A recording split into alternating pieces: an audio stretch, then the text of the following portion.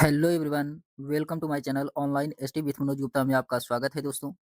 हम लोग आज यूपी एलटी ग्रेड एग्जाम 2026 के लिए इसमें हम लोग घटना चक्र के इतिहास को देख रहे हैं।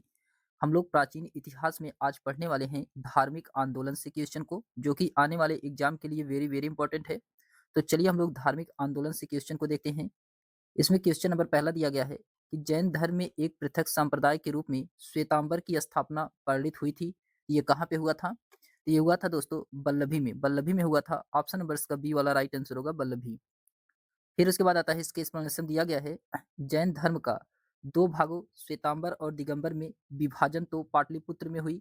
जैन धर्म की प्रथम महासभा यानी कि चौथी शताब्दी ईसा पूर्व में ही हो गया था, परंतु इसका वास्तविक स्वरूप छठवीं शताब्दी में वल्लभी में आयोजित जैन धर्म की द्वितीय महासभा निर्धारित हुआ।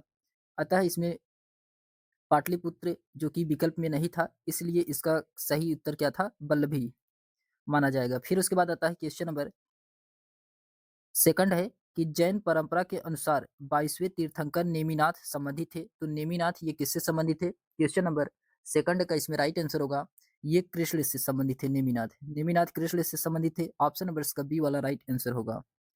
फिर उसके बाद आता है, इसके एक्सप्लेनेशन दिया गया है कि नेमिनाथ जैन धर्म के प्रसिद्ध 22वें तीर्थंकर थे। 22वें तीर्थंकर नेमिनाथ को जैन धर्म में कृष्ण के समकालीन और उनका चचेरा भाई माना जाता है। फिर क्वेश्चन नंबर थर्ड है कि वीर निर्वाण युग किससे संबंधित है? तो वीर निर्वाण युग ये किससे संबंधित है? क्वेश्चन नंबर थर्ड का इसमें राइट आंसर होगा जैन धर्म से। जैन धर्म से ऑप्शन नंबर इसका फर्स्ट वाला राइट आंसर होगा, जैन धर्म। इसके एक्सप्लेनेशन दिया गया है कि वीर निर्माण युग जैन धर्म से संबंधित है। यह 24वें तीर्थ जैन तीर्थंकर भगवान महावीर स्वामी के निर्माण को स्मरण करता है। यह कालानुक्रम की गणना से सबसे पुरानी प्रणालियों में से एक है, जिसका प्रयोग आज भी भारत में किया जाता है। फिर उसके बाद आता है क्वेश्चन नंबर 4 है कि निम्नलिखित में से कौन महावीर के जैन शिष्य के रूप से संबंधित थे? क्वेश्चन नंबर 4 का इसमें राइट आंसर होगा मखली गोसाल। मखली गोसाल ऑप्शन नंबर इसका फर्स्ट वाला राइट आंसर होगा, मखली गोसाल। फिर उसके बाद आता है, इसके एक्सप्लेनेशन दिया गया है कि मखली गोसाल जो कि प्रारंभ में महावीर के शिष्य थे, किंतु बाद में मतभेद होने के कारण उन्होंने महावीर की शिष्यता त्याग कर अजीवक नामक स्वतंत्र संप्रदाय की स्थापना किया। तो अजीवक संप्रदाय की स्थापना किसके द्वारा किया गया था? तो मखली गोसाल के द्वारा। यह संप्रदाय लगभग 1002 ईस्वी तक बना रहा। इस मत नियतिवाद कहा जाता है। तो इस मत को क्या कहा जाता है? तो नियतिवाद कहा जाता है, जिसके अनुसार संसार की प्रत्येक वस्तु भाग्य द्वारा पूर्व नियंत्रित एवं संचालित होती है। फिर उसके बाद आता है क्वेश्चन नंबर 5 है कि निम्नलिखित में से किसने ब्राह्मणों और श्रमणों को साप व नेवला की तरह शाश्वत दुश्मन कहा है? ये किसके द्वारा कहा गया है? ये पतंजलि के द्वारा कहा गया। पतंजलि ऑप्शन नंबर इसका बी वाला राइट आंसर होगा, पतंजलि। इसके एक्सप्लेनेशन दिया गया है कि पतंजलि ने अपने महाभाष्य में ब्राह्मणों और श्रमणों को श्रमणों को साप व नेवला की तरह शाश्वत दुश्मन कहा है। पाणिनि संस्कृत भाषा के प्रसिद्ध और श्रेष्ठ व्याकरणाचार्य थे। अष्टाध्यायी संस्कृत व्याकरण पर लिखी गई इनकी प्रसिद्ध कृत है। तो अष्टाध्यायी ये किसकी कृत है? तो ये पाणिनि की है। पतंजलि व्याकरण महाभाष्य के रचयिता है। तो पतंजलि जो कि ये व्याकरण महाभाष्य के रचयिता माने जाते हैं। महाकवि अश्वघोष संस्कृत के प्रथम बौद्ध कवि थे। अश्वघोष सम्राट कनिष्क के दरबार में रहते थे। बुद्ध चरित इनकी प्रसिद्ध रचना है। फिर उसके बाद आता है क्वेश्चन नंबर 6 है, सूची फर्स्ट को सूची सेकंड से सुमेलित कराना है क्वेश्चन नंबर 6 में। तो इसमें दिया गया है पीतल की बुद्ध की मूर्ति। पीतल की बुद्ध की मूर्ति ये कहाँ से प्राप्त हुआ है? तो ये कांगड़ा से। कांगड़ा से दूसरा सही है। कासे की बुद्ध की मूर्ति, कासे की बुद्ध की मूर्ति ये प्राप्त हुआ है सुल्तानगंज से। तो चौथा सही है। बैठे हुए बुद्ध की मूर्ति ये प्राप्त हुआ है मानकुआर से। तो तीसरा सही है। पार्श्वनाथ की मूर्ति ये भोजपुर से प्राप्त हुआ है। तो पहला सही है। तो इसलिए इसका राइट आंसर होगा ए का दूसरा है, बी का चौथा है, सी का तीसरा और डी का इसमें पहला वाला सही है। तो ऑप्शन नंबर इसका डी का पहला ऑप्शन नंबर इसके डी वाले में है, इसीलिए इसका राइट आंसर होगा। फिर उसके बाद आता है, इसके एक्सप्लेनेशन दिया गया है कि पीतल की बुद्ध की मूर्ति कांगड़ा से, कांसे की बुद्ध की मूर्ति सुल्तानगंज से, बैठे हुए बुद्ध की मूर्ति मानकुंवर से और पार्श्वनाथ की मूर्ति भोजपुर से प्राप्त हुआ है। फिर उसके बाद आता है क्वेश्चन नंबर 7 है। क्वेश्चन नंबर 7 में कहा जा रहा है कि कथन ए और कारण आर को आपको पढ़ करके इसमें सही उत्तर का चयन करना है। कौन सा इसमें सही है कथन ए और कारण आर में? तो इसमें कथन ए में कहा जा रहा है कि बौद्ध दर्शन बहुजन हिताय और बहुजन सुखाय था, जो कि ये क्या है, सही है। कारण आर में कहा जा रहा है कि इसलिए कि बुद्ध बहुसंख्यक जन को उनकी परेशानियों से छुटकारा दिलाना चाहते थे, ये भी सही है। कथन और कारण दोनों सही है और इसका सही एक्सप्लेनेशन भी कर रहा है दोस्तों। तो इसका राइट आंसर क्या होगा? तो ऑप्शन नंबर इसका फर्स्ट वाला राइट आंसर होगा। ए और आर दोनों सही है, आर ए का सही व्याख्या कर रहा है। अगर आपको ये वीडियो पसंद आए हो तो चैनल को लाइक शेयर सब्सक्राइब अवश्य करिएगा दोस्तों, और कमेंट करके बताइएगा कि आपको ये वीडियो कैसा लगा। फिर उसके बाद आता है कि बौद्ध दर्शन बहुजन हिताय और बहुजन सुखाय था। बुद्ध बहुसंख्यक जन को उनकी परेशानियों से छुटकारा दिलाना चाहते थे। फिर उसके बाद क्वेश्चन नंबर 8 है कि बौद्ध धर्म के महासांघिक संप्रदाय की उत्पत्ति निम्नलिखित में से कहाँ हुई थी? तो क्वेश्चन नंबर 8 का इसमें राइट आंसर होगा, ये वैशाली में हुआ था। वैशाली में हुआ था, ऑप्शन नंबर इसका डी वाला राइट आंसर होगा, वैशाली।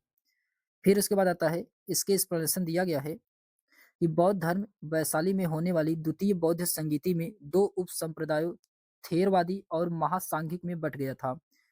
स्थि स्थविर परंपरागत विनय में आस्था रखते थे। इसका नेतृत्व महाकात्यायन के द्वारा किया गया था, जबकि महासांघिक परिवर्तनवादी भिक्षुओं का समूह था। इनका नेतृत्व महाकश्यप ने किया था। बौद्ध संघ का मतभेद बढ़ता गया और कालांतर में स्थिवर से हीनयान एवं महासांघिक से महायान का उदय हुआ।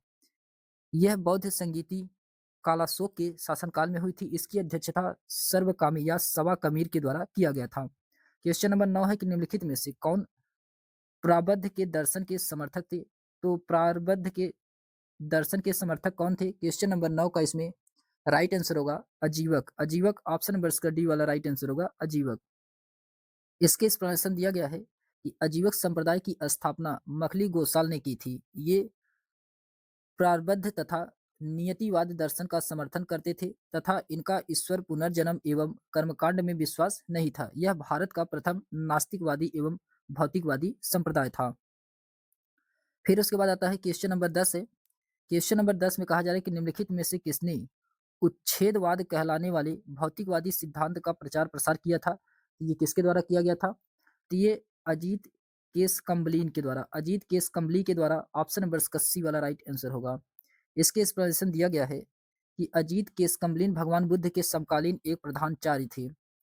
उन्होंने घोर उच्छेदवाद सिद्धांत का प्रतिपादन किया था तथा भौतिक सत्ता से परे वह किसी तत्व में विश्वास नहीं करते थे। इनके अनुसार न तो कोई कर्म पूरी प्रदान करता है, न पाप का, तथा मृत्यु के बाद शरीर जला दिया जाने पर उसका कुछ शेष नहीं रहता है। फिर उसके बाद आता है क्वेश्चन नंबर 11 है कि बुद्ध की शिक्षाओं के निम्नलिखित पहलुओं में से किसको आश्रित उत्पत्ति के नियम के रूप में जाना जाता है? तो आश्रित उत्पत्ति के नियम के रूप में ये किसको जाना जाता है? ये जाना जाता है पतिच्चा समुत्पाद को। पतिच्चा समुत्पाद को ऑप्शन नंबर इसका फर्स्ट वाला राइट आंसर होगा। इसके एक्सप्लेनेशन दिया गया है प्रतीतीय समुत्पाद यानी कि पतिच्चा समुत्पाद बौद्ध दर्शन का केंद्र सिद्धांत है। इसका शाब्दिक अर्थ है कि प्रतीत्य यानी कि किसी वस्तु के होने पर, समुत्पाद यानी कि किसी अन्य वस्तु की उत्पत्ति, इसे कार्यकरण सिद्धांत भी कहा जाता है। प्रतीत्य समुत्पाद के 12 क्रम है, जिसे हम लोग द्वादश निदान कहते हैं। द्वादश निदान कहा जाता है। ये कौन-कौन से हैं? इसमें अविद्या है, संस्कार है यानी कि भूतकाल से संबंधित है, विज्ञान है, नाम रूप है, षडातयन है, स्पर्श है, वेदना, तृष्णा, उत्पादन यानी कि वर्तमान से संबंधित, भव, जाति तथा जरामरण यानी कि भूतकाल से संबंधित है। फिर उसके बाद आता है क्वेश्चन नंबर 12 है। क्वेश्चन नंबर 12 में कहा जा रहा है कि निम्नलिखित में से कौन-सा ग्रंथ किसी पुरुष और महिला के बीच 10 प्रकार के सम्मिलन का उल्लेख करता है? क्वेश्चन नंबर 12 का इसमें राइट आंसर होगा ये विनय पिटक में। विनय पिटक में ऑप्शन नंबर इसका सी वाला राइट आंसर होगा, विनय पिटक। इसके एक्सप्लेनेशन दिया गया है कि विनय पिटक का शाब्दिक अर्थ है अनुशासन की टोकरी। बौद्ध धर्म में भिक्षु एवं भिक्षुणी के रूप में प्रवेश करने वाले शिष्य अनुयायी के आचरण व्यवस्थित करने के लिए निमित्त निर्मित अनुशासन के नियम को विनय कहते हैं। इसमें पुरुष महिला के मध्य 10 प्रकार के मिलन का उल्लेख किया गया है, जो सामाजिक नियमों का अनुकूल है। फिर उसके बाद आता है क्वेश्चन नंबर 13 है कि बुद्ध का क्या अर्थ है? तो बुद्ध का अर्थ बताना है क्वेश्चन नंबर 13 में। तो बुद्ध का अर्थ होता है प्रबुद्ध। प्रबुद्ध ऑप्शन नंबर इसका बी ए वाला राइट आंसर होगा। बुद्ध का अर्थ क्या होता है? तो प्रबुद्ध होता है।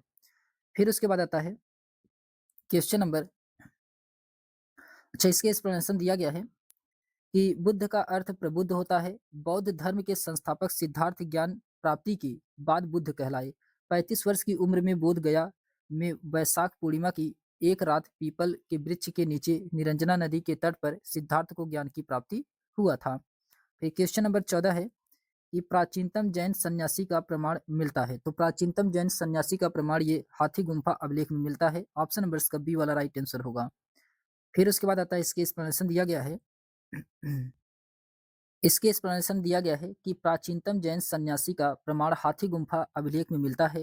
हाथी गुम्फा अभिलेख से ज्ञात होता है कि नंद राजा कलिंग से प्रथम जिन की एक प्रतिमा उठा ले गया था। कलिंग में चेदी वंश का महान शासक खारवेल जैन धर्म का अनुयायी था। खारवेल ने अपने राज्याभिषेक के 13वें वर्ष में भुवनेश्वर के पास उदयगिरी तथा खंडगिरी पहाड़ियों को कटवा करके जैन भिक्षुओं को आवास के लिए गुहा विहार का निर्माण निर्मित करवाया था।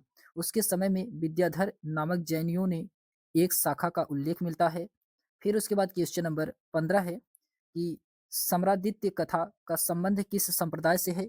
तो इसका राइट आंसर होगा जैन संप्रदाय से। जैन संप्रदाय से ऑप्शन नंबर इसका सी वाला राइट आंसर होगा। इसके एक्सप्लेनेशन दिया गया है कि सम्रादित्य कथा का संबंध जैन संप्रदाय से है। इसके अलावा जैन संप्रदाय से संबंधित अन्य ग्रंथों में कुवलय माला, तिलक मंजरी, रंभा मंजरी आदि हैं। फिर उसके बाद आता है क्वेश्चन नंबर 16 है।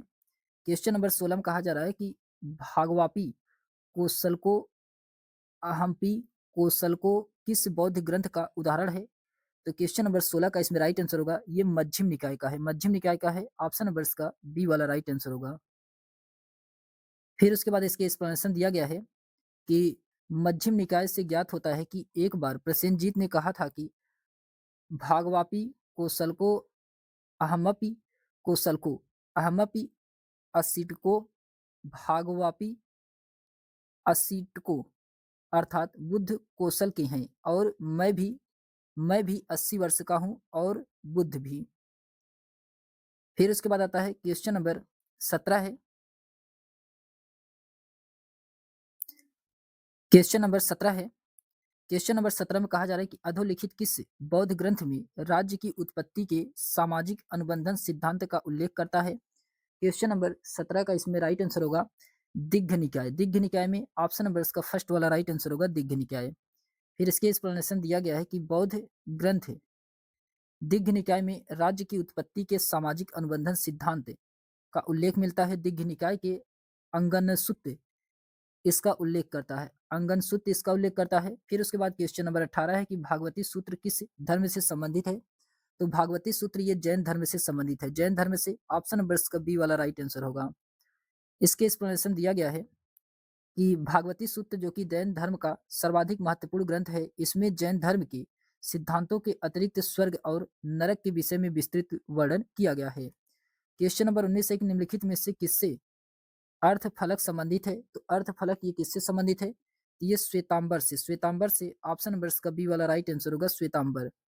फिर उसके बाद आता है इसके एक्सप्लेनेशन दिया गया है कि जैन परंपरा में फलक कौपीन चीवर आदि वस्त्रावरण है अतः इनका संबंध श्वेतांबर से है। क्वेश्चन नंबर 20 है कि भागवत धर्म का पहला ज्ञात यूनानी अनुयायी कौन था। तो भागवत धर्म का पहला ज्ञात यूनानी अनुयायी कौन था। क्वेश्चन नंबर 20 का इसमें राइट आंसर होगा हेलियोडोरस था। हेलियोडोरस था। ऑप्शन नंबर इसका सी वाला राइट आंसर होगा। इसके एक्सप्लेनेशन दिया गया है कि भागवत धर्म से संबंध प्रथम प्रस्तर स्मारक विदिशा यानी कि बेस नगर का गरुड़ स्तंभ है। इससे पता चलता है कि तक्षशिला के यमन राजदूत हेलियोडोरस ने भागवत धर्म ग्रहण किया था। इस स्तंभ की स्थापना करवा के उसकी पूजा की थी। इस पर उत्कीर्ण लेख में हेलियोडोरस को भागवत तथा वासुदेव को देव देवस अर्थात देवताओं का देवता कहा गया है। फिर क्वेश्चन नंबर 21 है मेरु ब्रह्मांड की संबंध है। तो मेरु ब्रह्मांड की ये किस धर्म से संबंध है। क्वेश्चन नंबर 21 का इसमें राइट आंसर होगा बौद्ध धर्म से है। बौद्ध धर्म से है। ऑप्शन नंबर इसका फर्स्ट वाला राइट आंसर होगा बौद्ध धर्म। फिर उसके बाद आता है इसके एक्सप्लेनेशन दिया गया है कि बौद्ध पाठ के अनुसार पर्वत मेरु के चतुर्दिश चतुर्दिशकी की भौतिक एवं आध्यात्मिक ब्रह्मांड की परिकल्पना है अतः मेरु ब्रह्मांड की बौद्ध धर्म से संबंधित है। क्वेश्चन नंबर 22 है कि जैन धर्म के प्रथम तीर्थंकर कौन है? तो जैन धर्म के प्रथम तीर्थंकर कौन है? ये है ऋषभदेव। ऋषभदेव ऑप्शन नंबर इसका डी वाला राइट आंसर होगा, ऋषभदेव। फिर उसके बाद इसके एक्सप्लेनेशन दिया गया है कि जैन शब्द संस्कृत के जिन शब्द से बना है जिसका अर्थ होता है विजेता।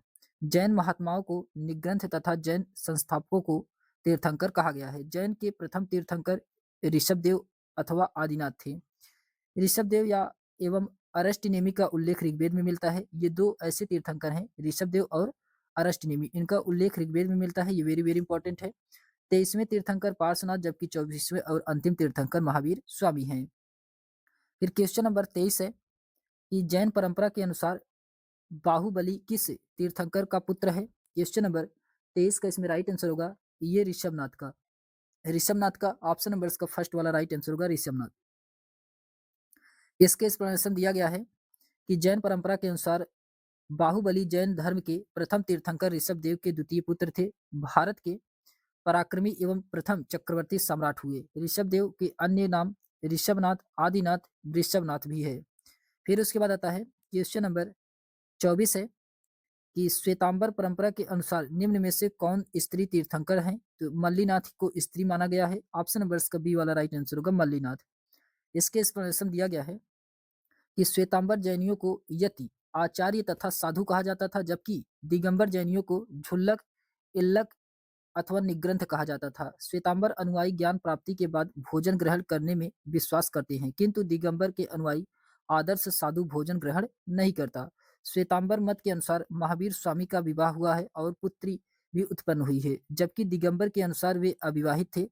श्वेतांबर मत के अनुसार 19वें तीर्थंकर मल्लीनाथ को स्त्री माना गया है, जबकि दिगंबर के अनुसार उन्हें पुरुष माना गया है। क्वेश्चन नंबर 25 है कि जैन धर्म के 23वें तीर्थंकर माने जाते हैं। तो 23वें तीर्थंकर कौन माने जाते हैं? तो 23वें तीर्थंकर ये पार्श्वनाथ हैं। पार्श्वनाथ हैं, ऑप्शन नंबर इसका बी वाला राइट आंसर होगा, पार्श्वनाथ। फिर उसके बाद आता है इसके एक्सप्लेनेशन दिया गया है कि पार्श्वनाथ जो कि जैन धर्म के 23वें तीर्थंकर माने जाते हैं। इनके पिता अश्वसेन काशी के राजा थे। इनका जन्म काशी यानी कि वाराणसी में हुआ था। इसके अन्य महत्वपूर्ण तथ्य में दिए गए हैं कि पार्श्वनाथ ने अपनी अनुयायियों को चतुर्याम शिक्षा का पालन करने को कहा था। ये 4 शिक्षाएं हैं, सत्य, अहिंसा, अस्तेय और अपरिग्रह। पार्श्वनाथ को संवेद पर्वत पर ज्ञान प्राप्त हुआ था। फिर उसके बाद आता है क्वेश्चन नंबर 26 है कि 23वें तीर्थंकर पार्श्वनाथ निम्नलिखित में से किस स्थान के रहने वाले थे? तो क्वेश्चन नंबर 26 का इसमें राइट आंसर होगा ये बनारस। बनारस ऑप्शन नंबर इसका सी वाला राइट आंसर होगा, बनारस। फिर उसके बाद आता है क्वेश्चन नंबर 27 है कि 23वें जैन तीर्थंकर निम्न में से किस स्थान से संबंधित थे? तो ये कहाँ से थे? ये वाराणसी थे, वाराणसी से थे। ऑप्शन नंबर इसका डी वाला राइट आंसर होगा, वाराणसी। फिर उसके बाद आता है क्वेश्चन नंबर 28 है जैन विश्वास के अनुसार 23वें तीर्थंकर कौन थे? तो ये कौन थे? तो ये पार्श्वनाथ थे, पार्श्वनाथ थे। ऑप्शन नंबर इसका सी वाला राइट आंसर होगा, पार्श्वनाथ। फिर उसके बाद आता है क्वेश्चन नंबर 29 है कि निम्नलिखित में से किस स्थल पर 23वें जैन तीर्थंकर का जन्म हुआ था? तो कहाँ पे हुआ था? क्वेश्चन नंबर 29 किसमें राइट आंसर होगा, काशी। काशी या वाराणसी, ऑप्शन नंबर इसका सी वाला राइट आंसर होगा। फिर उसके बाद आता है क्वेश्चन नंबर 30 है कि जैन धर्म के 23वें तीर्थंकर पार्श्वनाथ का जन्म स्थान कहाँ है? तो इनका जन्म स्थान कहाँ है? तो ये वाराणसी में है, वाराणसी काशी में है। ऑप्शन नंबर इसका बी वाला राइट आंसर होगा। फिर उसके बाद आता है क्वेश्चन नंबर फिर उसके बाद आता है क्वेश्चन नंबर 31 है कि निम्नलिखित में से कौन पार्श्वनाथ द्वारा उपदिष्ट चतुर्याम में सम्मिलित नहीं था? तो इसमें कौन सम्मिलित नहीं है? तो ये ब्रह्मचर्य, ब्रह्मचर्य ऑप्शन नंबर इसका फर्स्ट वाला राइट आंसर होगा, ये जो कि इसमें सम्मिलित नहीं है। फिर उसके बाद आता है क्वेश्चन नंबर 32 है कि तीर्थंकर महावीर का जन्म हुआ था। तो तीर्थंकर महावीर का जन्म कहाँ हुआ था? तो ये कुंडग्राम में हुआ था, कुंडग्राम में। ऑप्शन नंबर इसका बी वाला राइट आंसर होगा, कुंडग्राम में। इसके एक्सप्लेनेशन दिया गया है कि महावीर स्वामी जो जैन धर्म के 24वें तीर्थंकर एवं अंतिम तीर्थंकर थे, इनका जन्म वैशाली के निकट कुंडग्राम में लगभग 599 ईसा पूर्व में हुआ था और इनकी मृत्यु मल्ल गणराज्य के पावापुरी में 527 ईसा पूर्व के लगभग 72 वर्ष की आयु में हुआ था। इनके अन्य महत्वपूर्ण तथ्य में दिए गए हैं कि महावीर स्वामी की माता त्रिशला जो कि ये वैशाली के लिच्छवी गणराज्य के चेटक की बहन थी। इनके पिता सिद्धार्थ यात्रिक क्षत्रिय के संघ के प्रधान थे। इनके बड़े भाई नंदीवर्धन थे। फिर उसके बाद आता है क्वेश्चन नंबर 23 है महावीर की जन्म स्थली क्या है? तो महावीर की जन्म स्थली क्या है? क्वेश्चन नंबर 33 का इसमें राइट आंसर होगा वैशाली के निकट कुंडग्राम ऑप्शन नंबर इसका फर्स्ट वाला राइट आंसर होगा। फिर उसके बाद क्वेश्चन नंबर 34 है कि महावीर को सर्वोच्च ज्ञान यानी कैवल्य की प्राप्ति हुई थी, तो कहाँ पे हुआ था कैवल्य की प्राप्ति? ये हुआ था जिरंभिक ग्राम में ऑप्शन नंबर इसका डी वाला राइट आंसर होगा, जिरंभिक ग्राम में। फिर उसके बाद आता है इसके एक्सप्लेनेशन दिया गया है कि जैन धर्म में पूर्ण ज्ञान के लिए कैवल्य शब्द का प्रयोग किया गया है। महावीर स्वामी को 12 वर्षों की कठोर तपस्या तथा साधना के पश्चात जृंभिक ग्राम के समीप ऋजुपालिका नदी के तट पर एक साल वृक्ष के नीचे कैवल्य यानी कि पूर्ण ज्ञान प्राप्त हुआ था, वे कैवलिन कहलाए। फिर उसके बाद आता है क्वेश्चन नंबर 35 है। क्वेश्चन नंबर 35 में कहा जा रहा है कि निम्नलिखित किस नदी के तट पर महावीर स्वामी को कैवल्य की ज्ञान की प्राप्ति हुआ था, तो ये किस नदी पे हुआ था? क्वेश्चन नंबर 35 का इसमें राइट आंसर होगा ये ऋजुपालिका नदी के तट पे, ऋजुपालिका नदी के तट पे ऑप्शन नंबर का फर्स्ट वाला राइट आंसर होगा। फिर उसके बाद आता है क्वेश्चन नंबर 36 है कि महावीर के जीवन काल में जैन संघ का प्रथम विच्छेदक कौन था? क्वेश्चन नंबर 36 का इसमें राइट आंसर होगा जमाली ऑप्शन नंबर का फर्स्ट वाला राइट आंसर होगा जमाली। इसके एक्सप्लेनेशन दिया गया है कि महावीर स्वामी के ज्ञान प्राप्ति के 12वें वर्ष उनके प्रथम शिष्य जमाली से उनका मतभेद हो गया। मतभेद के कारण क्रियमाणकृत क्रियमाणकृत सिद्धांत यानी कि कार्य करते ही पूरा हो जाना था। इस मतभेद के कारण जमाली ने संघ छोड़ दिया और एक नए सिद्धांत बहुत्ववाद यानी कि कार्य पूरा होने पर ही पूरा माना जाएगा का प्रतिपादन किया। अन्य महत्वपूर्ण तथ्य में दिया गया इसमें जैन धर्म में दूसरा विद्रोह जमाली के 2 वर्ष बाद तीसगुप्त ने किया था। जैन धर्म के परम तत्व की व्याख्या के लिए भंग न्याय अथवा स्यादवाद की संकल्पना की गई थी। फिर उसके बाद आता है क्वेश्चन नंबर 37 है कि महावीर की माता का नाम था, तो महावीर की माता का क्या नाम था? क्वेश्चन नंबर 37 का इसमें राइट आंसर होगा त्रिशला ऑप्शन नंबर इसका फर्स्ट वाला राइट आंसर होगा त्रिशला। फिर उसके बाद आता है महावीर की माता का नाम त्रिशला था, जिन्होंने प्रियकारिणी और विदेह दत्ता के नाम से जानी जाती थी। इसके अन्य महत्वपूर्ण तथ्य में दिए गए हैं कि जैन अनुश्रुतियों में इनके पिता सिद्धार्थ के भी 2 अन्य नाम श्रेयांसम और यासाम से मिलते हैं। फिर उसके बाद आता है इनकी बहन का नाम सुदर्शन, इनकी पत्नी का नाम यशोदा तथा इनकी पुत्री का नाम अड़ोज्य या प्रियदर्शना था। फिर क्वेश्चन नंबर 38 है कि देवनंदा जैन धर्म में किस रूप में प्रसिद्ध थे? क्वेश्चन नंबर 38 का इसमें राइट आंसर क्या होगा? ये प्रसिद्ध थे महावीर की माता ऑप्शन नंबर इसका फर्स्ट वाला राइट आंसर होगा महावीर की माता। फिर उसके बाद आता है इसके एक्सप्लेनेशन दिया गया है कि महावीर की माता त्रिशला को विदेह दिन्ना या प्रिय कारिणी सहित विभिन्न नामों से भी विभिन्न ग्रंथों में जाना जाता है। कल्पसूत्र और अन्य ग्रंथों में निहित एक पौराणिक कथा के अनुसार उनकी असली माता देवनंदा एक ब्राह्मण महिला थी। फिर उसके बाद आता है क्वेश्चन नंबर 39 है स्यादवाद में संभावनाएं होती हैं। ये कितना 7 संभावनाएं होती है स्यादवाद में, ऑप्शन नंबर इसका डी वाला राइट आंसर होगा। इसके एक्सप्लेनेशन दिया गया है कि स्यादवाद जो कि जैन धर्म का एक प्रसिद्ध सिद्धांत है, इसमें कुल 7 संभावनाएं होती है। ये संभावनाएं कौन कौन से हैं?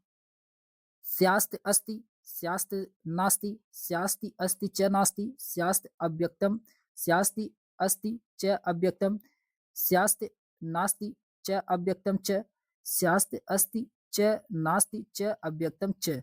ये जो कि क्या है 7 संभावनाएं हैं स्यादवाद की। फिर क्वेश्चन नंबर 40 है कि स्यादवाद किस धर्म से संबंधित है? क्वेश्चन नंबर 40 का इसमें राइट आंसर होगा ये जैन धर्म से है, ऑप्शन नंबर इसका सी वाला राइट आंसर होगा जैन धर्म।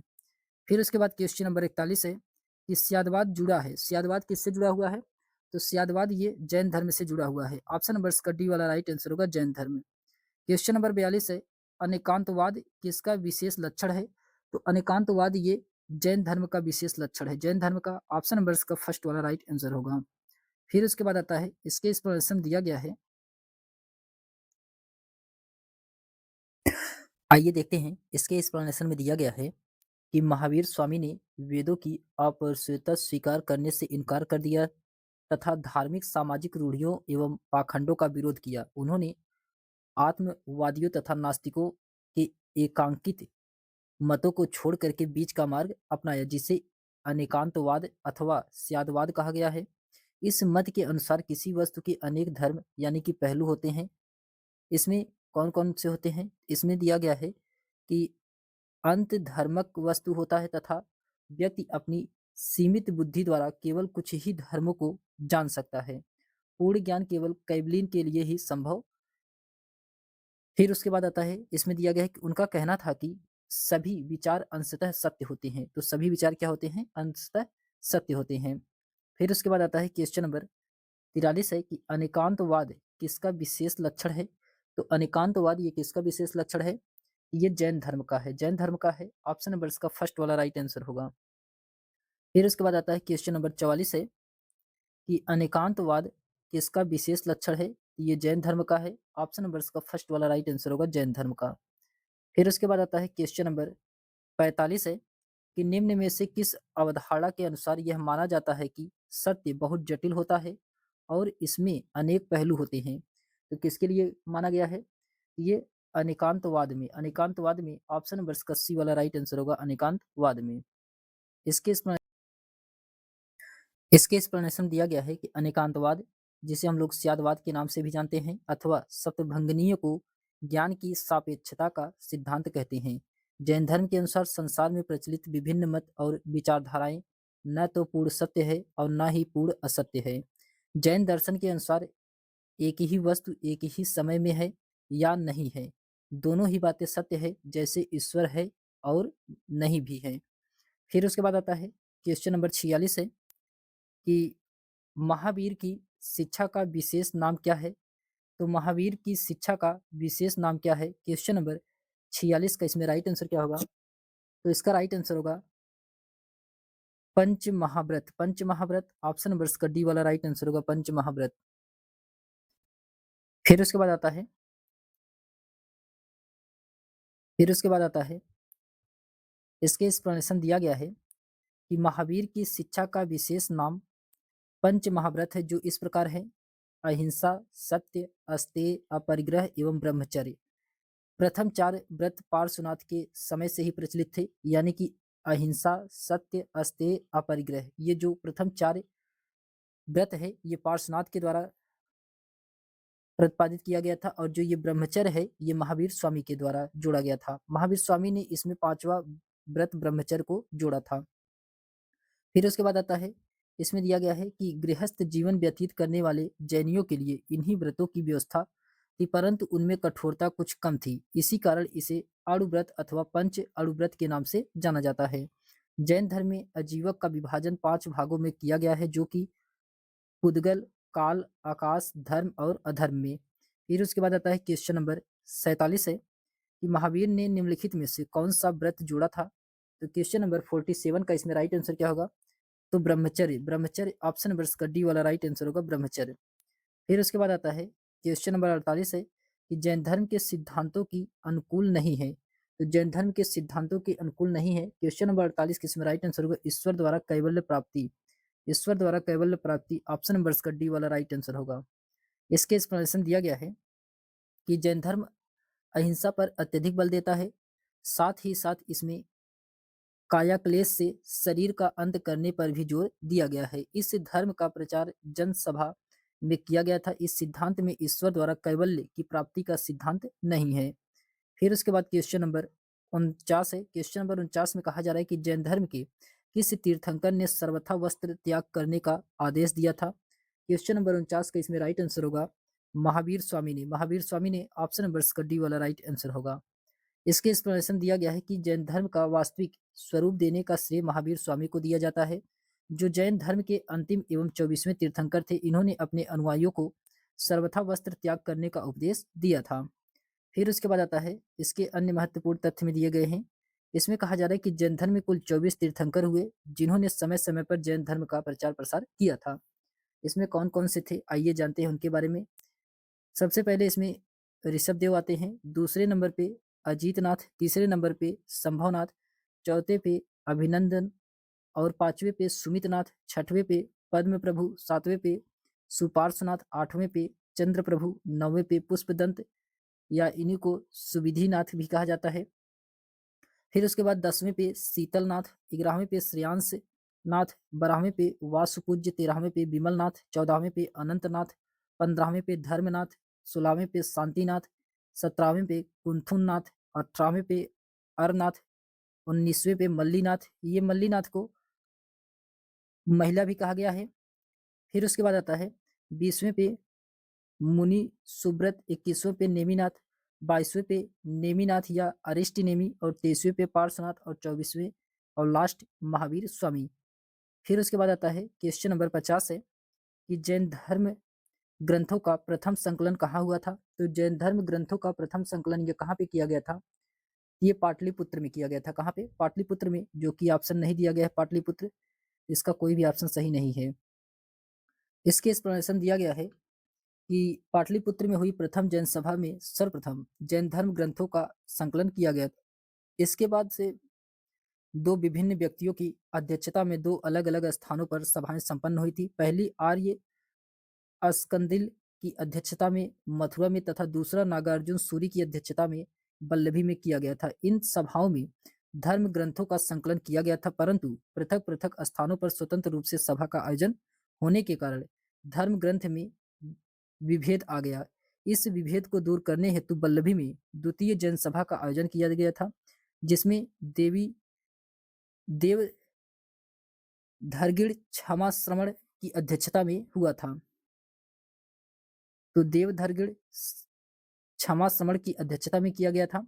फिर उसके बाद आता है क्वेश्चन नंबर 51 है कि प्रथम जैन संगीति हुई थी। तो प्रथम जैन संगीति ये किसके समय में हुआ था? तो ये हुआ था पाटलिपुत्र में। प्रथम जैन संगीति कहाँ हुआ था? तो पाटलिपुत्र में हुआ था। ऑप्शन नंबर इसका बी वाला राइट आंसर होगा। क्वेश्चन नंबर 52 है कि कौन सा धर्म त्रिरत्न में विश्वास करता है? क्वेश्चन नंबर 52 का इसमें राइट आंसर होगा जैन धर्म। जैन धर्म ऑप्शन नंबर इसका बी वाला राइट आंसर होगा। इसके एक्सप्लेनेशन दिया गया है कि जैन धर्म के अनुसार कर्म फल ही जन्म तथा मृत्यु का कारण है। कर्म फल से छुटकारा पाकर ही व्यक्ति निर्वाण की ओर अग्रसर होता है। इसके लिए आवश्यक है कि पुनर्जन्म के संचित कर्म को समाप्त किया जाए और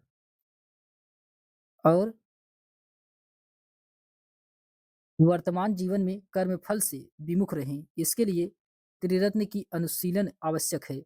जैन धर्म के त्रिरत्न कौन-कौन से हैं? तो साम्यक दर्शन है, साम्यक ज्ञान है, और साम्यक आचरण है। सत्य में विश्वास को ही सम्यक दर्शन कहा गया है। जिस सत्य में हम विश्वास या श्रद्धा रखते हैं, उनका ज्ञान ही सम्यक ज्ञान है। कल्याणकारी कार्यों की अनुसरण और अकल्याणकारी कार्यों का त्याग ये सम्यक चरित्र है। उल्लेखनीय है कि बुद्ध, धम्म एवं संघ बौद्ध धर्म के भी त्रिरत्न हैं, परंतु मूल रूप से त्रिरत्न की अवधारणा जैन धर्म में ही की गई है। फिर उसके बाद क्वेश्चन नंबर 53 में कहा जा रहा है कि पंच महाव्रत तथा त्रिरत्न किस धर्म से संबंधित है? क्वेश्चन नंबर 53 का इसमें राइट आंसर होगा जैन धर्म से। जैन धर्म से ऑप्शन नंबर इसका बी वाला राइट आंसर होगा जैन धर्म। इसके एक्सप्लेनेशन दिया गया है कि पंच महाव्रत एवं त्रिरत्न की अवधारणा जैन धर्म से है। पंच महाव्रत में अहिंसा, सत्य, अस्तेय, अपरिग्रह एवं ब्रह्मचर्य शामिल है, और त्रिरत्न में सम्यक दर्शन, सम्यक ज्ञान और सम्यक आचरण शामिल है। फिर उसके बाद आता है क्वेश्चन नंबर 54 है कि निम्नलिखित में से कौन सा जैन धर्म के त्रिरत्न में नहीं है? तो कौन सा जैन धर्म के त्रिरत्न में नहीं है? क्वेश्चन नंबर 54 का इसमें राइट आंसर क्या होगा? तो ये सम्यक कार्य जो कि जैन धर्म के त्रिरत्न में नहीं आता है। ऑप्शन नंबर इसका डी वाला राइट आंसर होगा। फिर उसके बाद आता है क्वेश्चन नंबर 55 है कि पूर्व जैन धर्म गुरुओं ने संस्कृत भाषा का बहिष्कार करके किस भाषा को अपने धर्मोपदेश के प्रसार का माध्यम बनाया था? क्वेश्चन नंबर 55 का इसमें राइट आंसर होगा प्राकृत प्राकृत। ऑप्शन नंबर इसका बी वाला राइट आंसर होगा प्राकृत।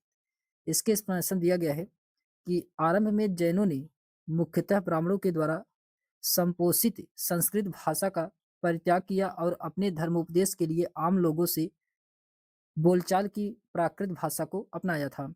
अन्य महत्वपूर्ण तथ्य में दिए गए हैं इसमें कि जैन के प्राचीनतम ग्रंथों को पूर्व पूर्व कहा जाता है।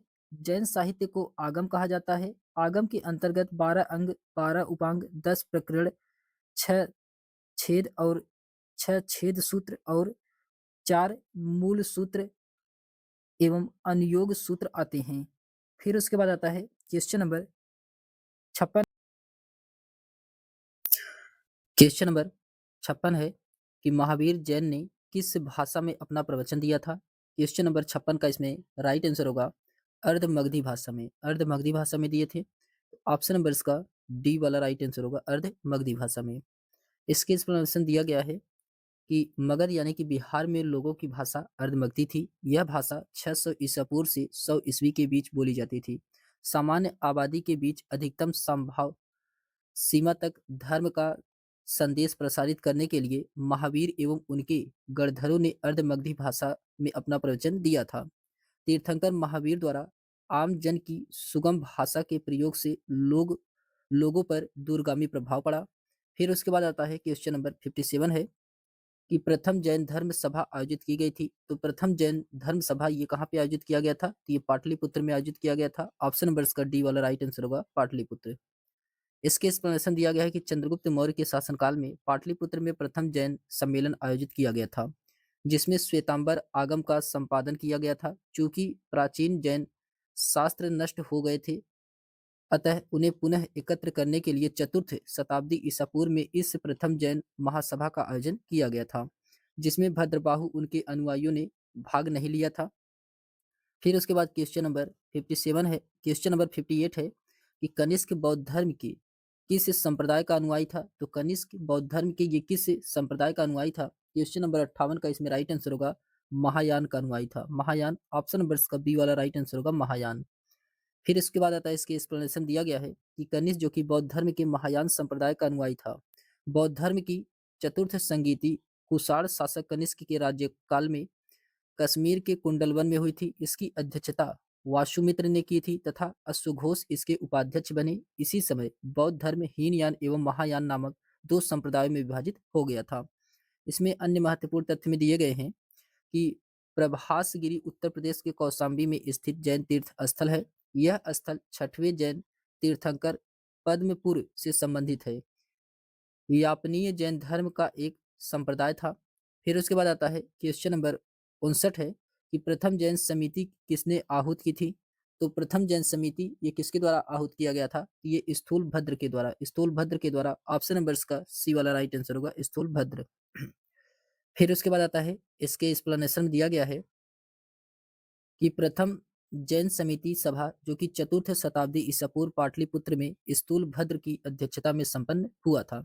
इस जैन सभा में जैन धर्म के 12 अंगों का संकलन किया गया था। इसमें भद्रबाहु के अनुयायियों ने भाग नहीं लिया था, जबकि द्वितीय जैन सभा 6वीं शताब्दी में वल्लभी में देवधिगढ़ या क्षमा श्रवण की अध्यक्षता में संपन्न हुई थी। फिर उसके बाद आता है क्वेश्चन नंबर 60 है। क्वेश्चन नंबर 60 में कहा जा रहा है कि लगभग तृतीय शताब्दी ईसा पूर्व प्रथम जैन गोष्ठी कहाँ हुई थी? तो प्रथम जैन संगोष्ठी ये कहाँ पे हुआ था? क्वेश्चन नंबर 60 का इसमें राइट आंसर होगा, ये हुआ था पाटलिपुत्र में। पाटलिपुत्र में, ऑप्शन नंबर इसका सी वाला राइट आंसर होगा पाटलिपुत्र में। फिर उसके बाद आता है, इसके एक्सप्लेनेशन दिया गया है कि जैन धर्म का ईश्वर के प्रति क्या विचार था? जैन धर्म का ईश्वर के प्रति क्या विचार था? ईश्वर में अविश्वास, ईश्वर में अविश्वास। ऑप्शन नंबर इसका बी वाला राइट आंसर होगा। इसके एक्सप्लेनेशन दिया गया है कि जैन धर्म ने ईश्वर के अस्तित्व को स्वीकार नहीं किया तथा शुद्ध और नैतिक जीवन की विशेषता जीव दया या हिंसा पर बल दिया। उसके अनुसार मनुष्य के पुनर्जन्म पर उसके सत्को कर्मों और दुष्कर्मों का प्रभाव पड़ता है। फिर उसके बाद आता है, इसके अन्य महत्वपूर्ण तथ्य में दिए गए हैं कि महावीर कर्म और आत्मा के पुनर्जन्म में विश्वास करते थे। दो जैन तीर्थंकरों ऋषभदेव और अरष्टनेमि के नामों का उल्लेख ऋग्वेद में मिलता है। विष्णु पुराण और भागवत पुराण में ऋषभ का उल्लेख नारायण के अवतार के रूप में मिलता है। फिर उसके बाद आता है क्वेश्चन नंबर 62 है। क्वेश्चन नंबर 62 में कहा जा रहा है कि सर एडविन अर्नाल्ड की पुस्तक द लाइट ऑफ एशिया निम्न पर आधारित है। ये किस पर आधारित है? क्वेश्चन नंबर 62 का इसमें राइट आंसर होगा, ये आधारित है ललित विस्तार पर। ललित विस्तार पर, ऑप्शन नंबर इसका फर्स्ट वाला राइट आंसर होगा ललित विस्तार पे। इसके एक्सप्लेनेशन दिया गया है कि सर एडविन अर्नाल्ड की पुस्तक द लाइट ऑफ एशिया बौद्ध ग्रंथ ललित विस्तार पर आधारित है। इस ग्रंथ में बुद्ध की जीवन का वर्णन किया गया है। फिर उसके बाद आता है क्वेश्चन नंबर 63 है कि दिग्घ निकाय का हिंदी अनुवाद किया। तो ये राहुल सांस्कृत्यायन के द्वारा दिग्घ निकाय का हिंदी में अनुवाद किया गया था। ऑप्शन नंबर इसका बी वाला राइट आंसर होगा। फिर उसके बाद आता है, इसके एक्सप्लेनेशन दिया गया है कि दिग्घ निकाय का हिंदी अनुवाद राहुल संस्कृत्यायन ने किया है। दिग्घ निकाय एक बौद्ध ग्रंथ है। यह सूत पिटक का प्रथम निकाय है। दिग्घ निकाय में 34 लेख हैं जिन्हें 3 समूहों में विभाजित किया गया है। क्वेश्चन नंबर 64 है कि बौद्ध काल में कितने गणराज्य थे? क्वेश्चन नंबर 64 का इसमें राइट आंसर क्या होगा? तो बौद्ध काल में 10 गणराज्य थे। 10 गणराज्य थे। ऑप्शन नंबर इसका फर्स्ट वाला राइट आंसर होगा, 10 गणराज्य थे। आइए देखते हैं, इसके एक्सप्लेनेशन में दिया गया है कि बौद्ध काल में भगवान बुद्ध के समय गंगा घाटी में 10 गणराज्यों के अस्तित्व के प्रमाण मिलते हैं। 10 गणराज्यों में कपिल वस्तु के शाक्य थे, सुमारगिरी के भग्ग थे, अलकप्पम के बुली थे, केसपुत के कलाम थे, रामगाम के कोकलीय थे, कुशीनारा के मल्ल थे, पावा के मल्ल थे, पिपलावन के मौर्य थे, वैशाली के लिच्छवी थे और मिथिला के विदेह शामिल थे। वैशाली जो कि ये बुद्ध काल का सबसे बड़ा तथा सबसे शक्तिशाली गणराज्य था वैशाली। वैशाली के लिच्छवी ने विश्व का पहला गणतंत्र स्थापित किया था। अगर पूछा जाए कि विश्व का पहला गणतंत्र किसके द्वारा स्थापित किया गया था, तो ये वैशाली के लिच्छवी के द्वारा स्थापित किया गया था। फिर क्वेश्चन नंबर 65 है कि गौतम बुद्ध कहाँ पैदा हुए थे? गौतम बुद्ध ये कहाँ पे पैदा हुए थे? ये लुम्बिनी में हुए थे। लुम्बिनी में हुए थे। ऑप्शन नंबर इसका बी वाला राइट आंसर होगा, लुम्बिनी। इसके एक्सप्लेनेशन दिया गया है कि गौतम बुद्ध का जन्म कपिलवस्तु के निकट लुम्बिनी यानी नेपाल की तराई में 563 ईसा पूर्व में हुआ था। उनके पिता सुद्धोधन जो कि ये कपिलवस्तु के शाक्य गणराज्य के प्रधान थे तथा उनकी माता महामाया अथवा महादेवी कोलीय गणराज्य की कोलीय वंश की कन्या थी। गौतम बुद्ध बचपन में सिद्धार्थ के नाम से जाने जाते थे। 29 वर्ष की अवस्था में उन्होंने गृह त्याग दिया, जिसे बौद्ध ग्रंथों में महानिष्क्रमण की संज्ञा दी गई। फिर उसके बाद आता है कि 483 ईसा पूर्व में कुशीनारा जो कि मल्ल गणराज्य की प्रथम राजधानी, 80 वर्ष की आयु में गौतम बुद्ध की मृत्यु हो गई, जिसे महापरिनिर्वाण कहा गया। फिर उसके बाद आता है अन्य महत्वपूर्ण तथ्य में दिए गए हैं कि गौतम बुद्ध की पत्नी का नाम यशोधरा था, जो शाक्य कुल की कन्या थी। गौतम बुद्ध ने पालन पोषण उसकी मौसी प्रजापति गौतमी के द्वारा किया गया था। फिर उसके बाद आता है क्वेश्चन नंबर 66 है कि गौतम बुद्ध ने महापरिनिर्वाण कहाँ प्राप्त किया था? तो गौतम बुद्ध ने महापरिनिर्वाण कहाँ पे प्राप्त किया था? ये किए थे कुशीनगर में। कुशीनगर में किए थे। ऑप्शन नंबर इसका बी वाला राइट आंसर होगा, कुशीनगर। फिर उसके बाद आता है फिर उसके बाद आता है क्वेश्चन नंबर 67 है कि लुम्बिनी किसका जन्म स्थान है? तो लुम्बिनी ये किसका जन्म स्थान है? क्वेश्चन नंबर 67 का इसमें राइट आंसर होगा सिद्धार्थ का। सिद्धार्थ का ऑप्शन नंबर इसका सी वाला राइट आंसर होगा, सिद्धार्थ। क्वेश्चन नंबर 68 है कि बुद्ध का महापरिनिर्वाण किस राज्य में हुआ था? क्वेश्चन नंबर 68 का इसमें राइट आंसर होगा, ये कुशीनगर के मल्ल में हुआ था। कुशीनगर के मल्ल में हुआ था। ऑप्शन नंबर इसका सी वाला राइट आंसर होगा। फिर उसके बाद क्वेश्चन नंबर 69 है कि गौतम बुद्ध का जन्म स्थान लुम्बिनी स्थित है। तो गौतम बुद्ध का जन्म स्थान लुम्बिनी ये स्थित है, ये नेपाल में स्थित है। नेपाल में। ऑप्शन नंबर इसका बी वाला राइट आंसर होगा, नेपाल में। फिर उसके बाद क्वेश्चन नंबर 70 है कि गौतम बुद्ध के पिता सुशोधन कहाँ के राजा थे? तो शुद्धोधन ये कहाँ के राजा थे? ये थे कपिल वस्तु के शाक गणराज्य के। कपिल वस्तु के शाक गणराज्य के थे। ऑप्शन नंबर इसका बी वाला राइट आंसर होगा। फिर उसके बाद क्वेश्चन नंबर 71 है कि शाक्य गणतंत्र में सभा स्थल में भेंट करने वाले स्थान को कहते थे, तो क्या कहा जाता था? तो इनको संथागार कहा जाता था। संथागार कहा जाता था। ऑप्शन नंबर इसका बी वाला राइट आंसर होगा, संस्थागार कहा जाता था। इसके एक्सप्लेनेशन दिया गया है कि शाक्य के निर्वाचित गण सभा करने वाले के लिए संस्थागार में इकट्ठे होते थे। संस्थागार शाक्य गणतंत्र में महत्वपूर्ण राजनैतिक, सामाजिक, आर्थिक मंतव्य में एकरूपता लाने के लिए सदस्यों की बैठक करने की एक सभा स्थल था, जो आधुनिक में इसे विधान सभा भवनों जैसे होते थे। फिर उसके बाद आता है क्वेश्चन नंबर 72 है। क्वेश्चन नंबर 72 में कहा जा रहा है कि गौतम बुद्ध द्वारा अपने धर्म में दीक्षित किए जाने वाले अंतिम व्यक्ति निम्नलिखित में से कौन था? क्वेश्चन नंबर 72 का इसमें राइट आंसर होगा सुबुद्ध था। सुबुद्ध था। ऑप्शन नंबर इसका डी वाला राइट आंसर होगा, सुबुद्ध। इसके एक्सप्लेनेशन दिया गया है कि अपने जीवन के अंतिम वर्ष में गौतम बुद्ध अपने शिष्य चुंद के यहाँ पावा पहुंचे। यहाँ शुकर माधव भोज्य सामग्री खाने से उनके अतिसार रोग से पीड़ित हो गए। फिर वे पावा से कुशीनगर चले गए और यहीं सुबद को उन्होंने अपना अंतिम उपदेश दिया था। फिर उसके बाद आता है क्वेश्चन नंबर 73 है कि निम्नलिखित में से बुद्ध के जीवन से संबंधित कौन सी घटना वैशाख पूर्णिमा को घटित नहीं हुई थी? क्वेश्चन नंबर 73 का इसमें राइट आंसर क्या होगा? तो इसका राइट आंसर होगा गृह त्याग। गृह त्याग। ऑप्शन नंबर इसका बी वाला राइट आंसर होगा, गृह त्याग।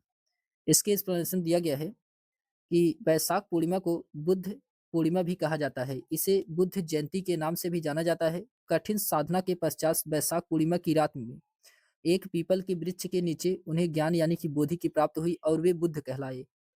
पूर्णिमा के दिन ही गौतम बुद्ध का स्वर्गारोहण समारोह भी मनाया जाता है। मान्यता है कि इसी दिन भगवान बुद्ध को बुद्धित्व की प्राप्ति हुई थी। बुद्ध के जीवन में गृह त्याग की घटना को वैशाख पूर्णिमा को घटित नहीं हुई थी। फिर उसके बाद आता है क्वेश्चन नंबर 74 है कि बुद्ध को ज्ञान प्राप्त कहाँ हुआ था? क्वेश्चन नंबर 74 का इसमें राइट आंसर होगा गया में। गया में बुद्ध को ज्ञान की प्राप्ति हुई थी। ऑप्शन नंबर इसका डी वाला राइट आंसर होगा। इसके एक्सप्लेनेशन दिया गया है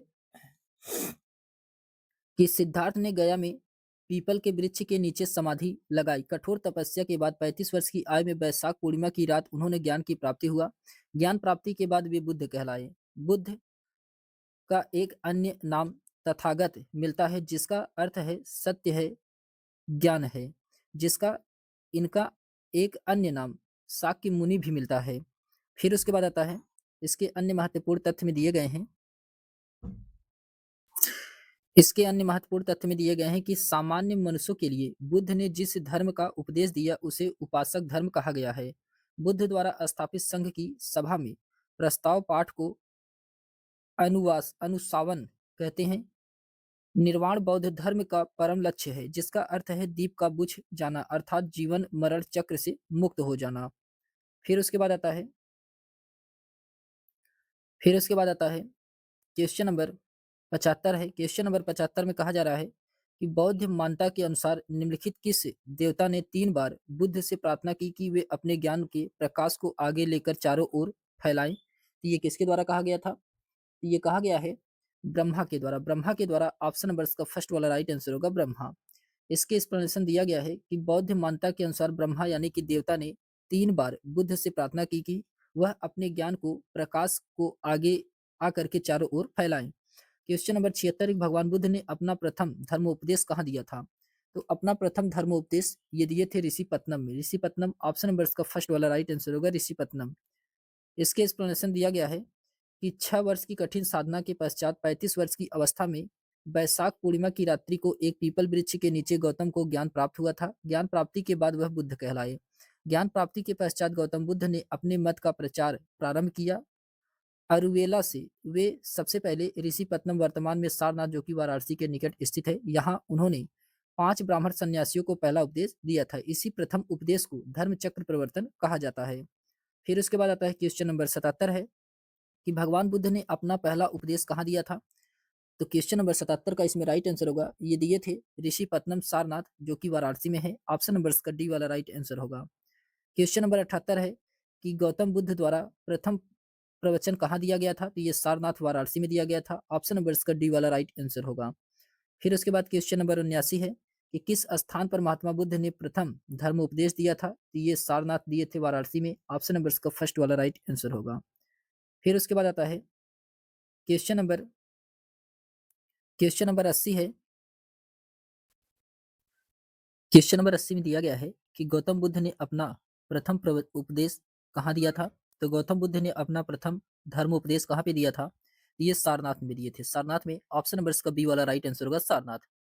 फिर उसके बाद आता है क्वेश्चन नंबर 81 है कि निम्नलिखित में से किसे शाक्य मुनि के नाम से जाना जाता है? तो शाक्य मुनि के नाम से किसे जाना जाता है? क्वेश्चन नंबर 81 का इसमें राइट आंसर होगा गौतम बुद्ध को। गौतम बुद्ध को ऑप्शन नंबर इसका सी वाला राइट आंसर होगा। इसके एक्सप्लेनेशन दिया गया है कि गौतम बुद्ध का जन्म 563 ईसा पूर्व में शाक्य कुल में हुआ था। शाक्य कुल में जन्म लेने के कारण इन्हें शाक्य मुनि कहा गया। क्वेश्चन नंबर 82 है कि बौद्ध धर्म को स्वीकार करने वाली प्रथम महिला कौन थी? तो बौद्ध धर्म को स्वीकार करने वाली प्रथम महिला ये गौतमी थी। गौतमी थी। ऑप्शन नंबर इसका डी वाला राइट आंसर होगा गौतमी। इसके एक्सप्लेनेशन दिया गया है कि बौद्ध धर्म को स्वीकार करने वाली प्रथम महिला प्रजापति महाप्रजापति गौतमी थी। ज्ञान प्राप्ति के 8वें वर्ष गौतम बुद्ध ने वैशाली में अपने प्रिय शिष्य आनंद के कहने पर महिलाओं को संघ में प्रवेश की अनुमति दी थी। उनकी मौसी तथा विमाता संघ में प्रवेश करने वाली प्रथम महिला थी।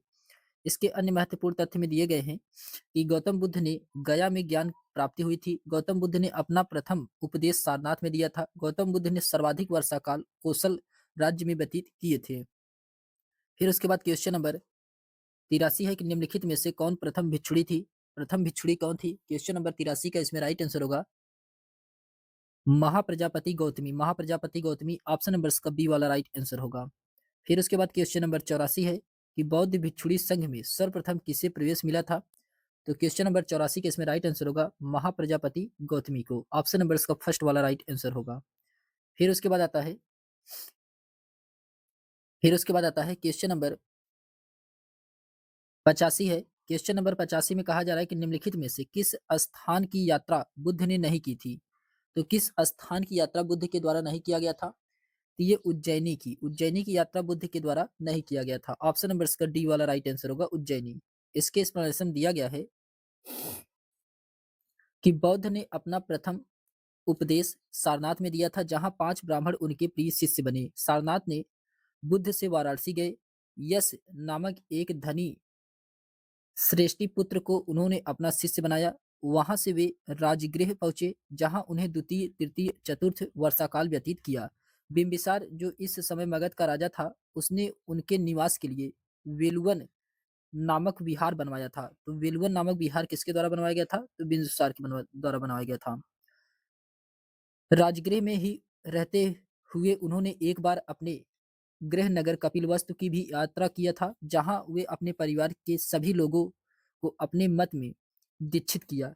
राजगृह से चल करके बुद्ध लिच्छवी की राजधानी वैशाली पहुंचे। यहाँ उन्होंने 5 वर्षाकाल व्यतीत किया था। लिच्छवियों के उनके निवास के लिए महावन के प्रसिद्ध कुटाग्रशाला में कुटाग्रशाला का निर्माण करवाया। वे राजा उदयन की राजधानी कौशाम्बी गए, वहां नवा विश्राम किया। अवंती जो कि इसकी राजधानी क्या है? उज्जैनी थी अवंती की। यहाँ के राजा प्रघोत ने उन्हें आमंत्रित किया, किंतु उन्होंने अपनी वृद्धावस्था के कारण वहां जाने में अपनी असमर्थता व्यक्त करते हुए अपने शिष्य महाकात्यायन को उसे उपदेश देने के लिए कहा। इसके अन्य महत्वपूर्ण तथ्य में दिया गया है कि बुद्ध के सबसे अधिक शिष्य कौशल राज्य में हुए थे। उन्होंने सर्वाधिक वर्षाकाल कौशल राज्य में व्यतीत किए थे। बुद्ध ने अपने जीवन की अंतिम वर्षा वैशाली में बिताई थी। फिर उसके बाद क्वेश्चन नंबर 86 है कि श्रावस्ती अधोलिखित किस नदी के किनारे स्थित है? श्रावस्ती क्वेश्चन नंबर 86 का इसमें राइट आंसर होगा ये अचिरावती ऑप्शन नंबर इसका सी वाला राइट आंसर होगा। अचिरावती ऑप्शन नंबर इसका सी वाला राइट आंसर होगा। इसके एक्सप्लेनेशन दिया गया है कि श्रावस्ती प्राचीन कौशल जनपद का एक प्रमुख नगर था। यह अचिरावती नदी के तट पर बसाया था। अचिरावती नदी की पहचान आधुनिक राप्ती नदी से किया जाता है। फिर उसके बाद क्वेश्चन नंबर 87 है कि निम्न में से थेरवाद या स्थिरवाद किसे कहते हैं? तो ये किसको कहा जाता है? तो ये हीनयान को कहा जाता है। हीनयान को ऑप्शन नंबर इसका बी वाला राइट आंसर होगा हीनयान। फिर उसके बाद आता है इसके एक्सप्लेनेशन दिया गया है कि द्वितीय बौद्ध संगीति के समय भिक्षु संघ 2 संप्रदाय में विभाजित हो गया। परंपरागत विनय में आस्था रखने वाले का संप्रदाय स्थिविर अथवा थेरावादी तथा परिवर्तन के साथ विनय को स्वीकार करने वाले का संप्रदाय महासांघिक अथवा सर्व स्थितवादी कहा गया। प्रथम का नेतृत्व महाकात्यायन तथा द्वितीय का नेतृत्व महाकश्यप के द्वारा किया गया था। एवं तृतीय बौद्ध संगीति स्थविर संप्रदाय का ही बोलबाला था, जबकि चतुर्थ बौद्ध संगीति में महासांख्यिकों का चतुर्थ बौद्ध संगीति में बौद्ध ग्रंथों के कंठित अंशों पर सम्यक विचार विमर्श किया गया तथा प्रत्येक विनय पीटक पर भाष्य लिखे गए।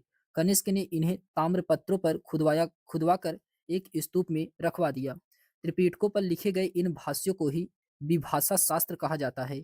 इसी समय बौद्ध धर्म हीनयान और महायान नामक 2 स्वतंत्र संप्रदायों में विभाजित हो गया, जो क्रमशः स्थिविर और तथा महासांख्यिक से उद्भूत हुए। फिर उसके बाद क्वेश्चन नंबर 88 है कि हेमवंत संप्रदाय की एक शाखा थी। क्वेश्चन नंबर 88 का इसमें राइट आंसर होगा ये महासांख्यिकी ऑप्शन नंबर इसका बी वाला राइट आंसर होगा। फिर इसके बाद आता है इसके एक्सप्लेनेशन दिया गया है कि हेमवंत संप्रदाय महासांख्यिक संप्रदाय की एक शाखा थी। यह आचार्य कश्यप गोत्र द्वारा स्थापित बौद्ध मठों तथा उनके भिक्षुओं के प्रचार के फलस्वरूप एक विशिष्ट बौद्ध संप्रदाय था। क्वेश्चन नंबर 89 है कि प्रथम बौद्ध संगीति की अध्यक्षता किसके द्वारा किया गया था? तो प्रथम बौद्ध संगीति की अध्यक्षता ये महाकश्यप के द्वारा किया गया था। महाकश्यप ऑप्शन नंबर इसका बी वाला राइट आंसर होगा महाकश्यप। इसके एक्सप्लेनेशन दिया गया है कि प्रथम बौद्ध संगीति प्रथम बौद्ध परिषद बुद्ध की मृत्यु के तत्काल बाद राजगृह की सप्तपर्णी गुफा में हुआ था। इस समय मगध का शासक अजातशत्रु था। इस संगीति की अध्यक्षता महाकश्यप के द्वारा किया गया था। इसमें बुद्ध की प्रमुख शिष्य आनंद और उपाली भी उपस्थित थे। इसमें बुद्ध की शिक्षाओं का संकलन हुआ था तथा उन्हें सुत्त और विनय नामक दो पीठ में विभाजित किया गया था। आनंद तथा उपाली क्रमशः धर्म और विनय के प्रमाण माने गए। फिर उसके बाद आता है क्वेश्चन नंबर 90 है कि निम्नलिखित में से किस शासक के काल में तृतीय बौद्ध संगीति का आयोजन किया गया था? तो तृतीय बौद्ध संगीति का आयोजन ये अशोक के समय में हुआ था। अशोक के समय में ऑप्शन नंबर इसका बी वाला राइट आंसर होगा, अशोक के समय में। फिर उसके बाद आता है, इसके एक्सप्लेनेशन दिया गया है कि तृतीय बौद्ध संगीति का आयोजन मौर्य सम्राट अशोक के शासनकाल में मोगली पुत्र तिस्य की अध्यक्षता में पाटलिपुत्र में किया गया था। अन्य महत्वपूर्ण तथ्य में इसमें दिए गए हैं कि प्रथम बौद्ध संगीति का आयोजन अजातशत्रु के शासनकाल में हुआ था। द्वितीय बौद्ध संगीति का आयोजन कालाशोक के शासनकाल में हुआ था और चतुर्थ बौद्ध संगीति का आयोजन कनिष्क के शासनकाल में कश्मीर में किया गया था। क्वेश्चन नंबर 91 है कि बौद्ध धर्म से संबंधित चतुर्थ बौद्ध संगीति के अध्यक्ष कौन थे? चतुर्थ बौद्ध संगीति के अध्यक्ष कौन थे? क्वेश्चन नंबर 91 का इसमें राइट आंसर होगा वाशुमित्र। वाशुमित्र ऑप्शन नंबर इसका फर्स्ट वाला राइट आंसर होगा। इसके एक्सप्लेनेशन दिया गया है कि बौद्ध धर्म से संबंधित चतुर्थ बौद्ध संगीति का आयोजन ईस्वी की प्रथम शताब्दी में कनिष्क के शासनकाल में वाशुमित्र की अध्यक्षता में कश्मीर के कुंडलवन में हुआ था। इसके एक्सप्लेनेशन में दिया गया है कि चतुर्थ बौद्ध संगीति में ही बौद्ध धर्म हीनयान एवं महायान शाखाओं में विभाजित हो गया। प्रथम बौद्ध संगीति की अध्यक्षता महाकश्यप के द्वारा किया गया था। द्वितीय बौद्ध संगीति की अध्यक्षता सर्वकामी, जबकि तृतीय बौद्ध संगीति की अध्यक्षता मोगली पुत्र तिस्य के द्वारा किया गया था। फिर उसके बाद क्वेश्चन नंबर 92 है कि अधोलिखित में से किसने कश्मीर के कुंडलवन बिहार में आयोजित चतुर्थ बौद्ध संगीति की अध्यक्षता किया था? ये किसके द्वारा किया गया था? क्वेश्चन नंबर 92 का इसमें राइट आंसर होगा वासुमित्र के द्वारा। ऑप्शन नंबर इसका बी वाला राइट आंसर होगा, वसुमित्र के द्वारा किया गया था। फिर उसके बाद आता है क्वेश्चन नंबर 93 है कि निम्नलिखित में से किस अभिलेख में गौतम बुद्ध के शरीर अवशेषों पर स्तूप निर्माण का प्रमाण मिलता है? तो कहाँ से मिलता है, कौन से अभिलेख में? तो इसका राइट आंसर होगा पिपराहवा अभिलेख में। पिपराहवा अभिलेख में ऑप्शन नंबर इसका बी वाला राइट आंसर होगा, पिपराहवा अभिलेख में। इसके एक्सप्लेनेशन दिया गया है कि पिपराहवा अभिलेख में गौतम बुद्ध के शरीर के अवशेषों पर स्तूप निर्माण का प्रमाण मिलता है। बुद्ध के अवशेषों पर निर्मित 8 अवशेषों में से एक का निर्माण कपिलवस्तु के शाक्यों ने पिपराहवा में ही कराया था। फिर उसके बाद आता है, इसके एक्सप्लेनेशन दिया गया है कि द्वितीय बौद्ध संगीति के समय भिक्षु संघ दो संप्रदायों में विभाजित हो गया।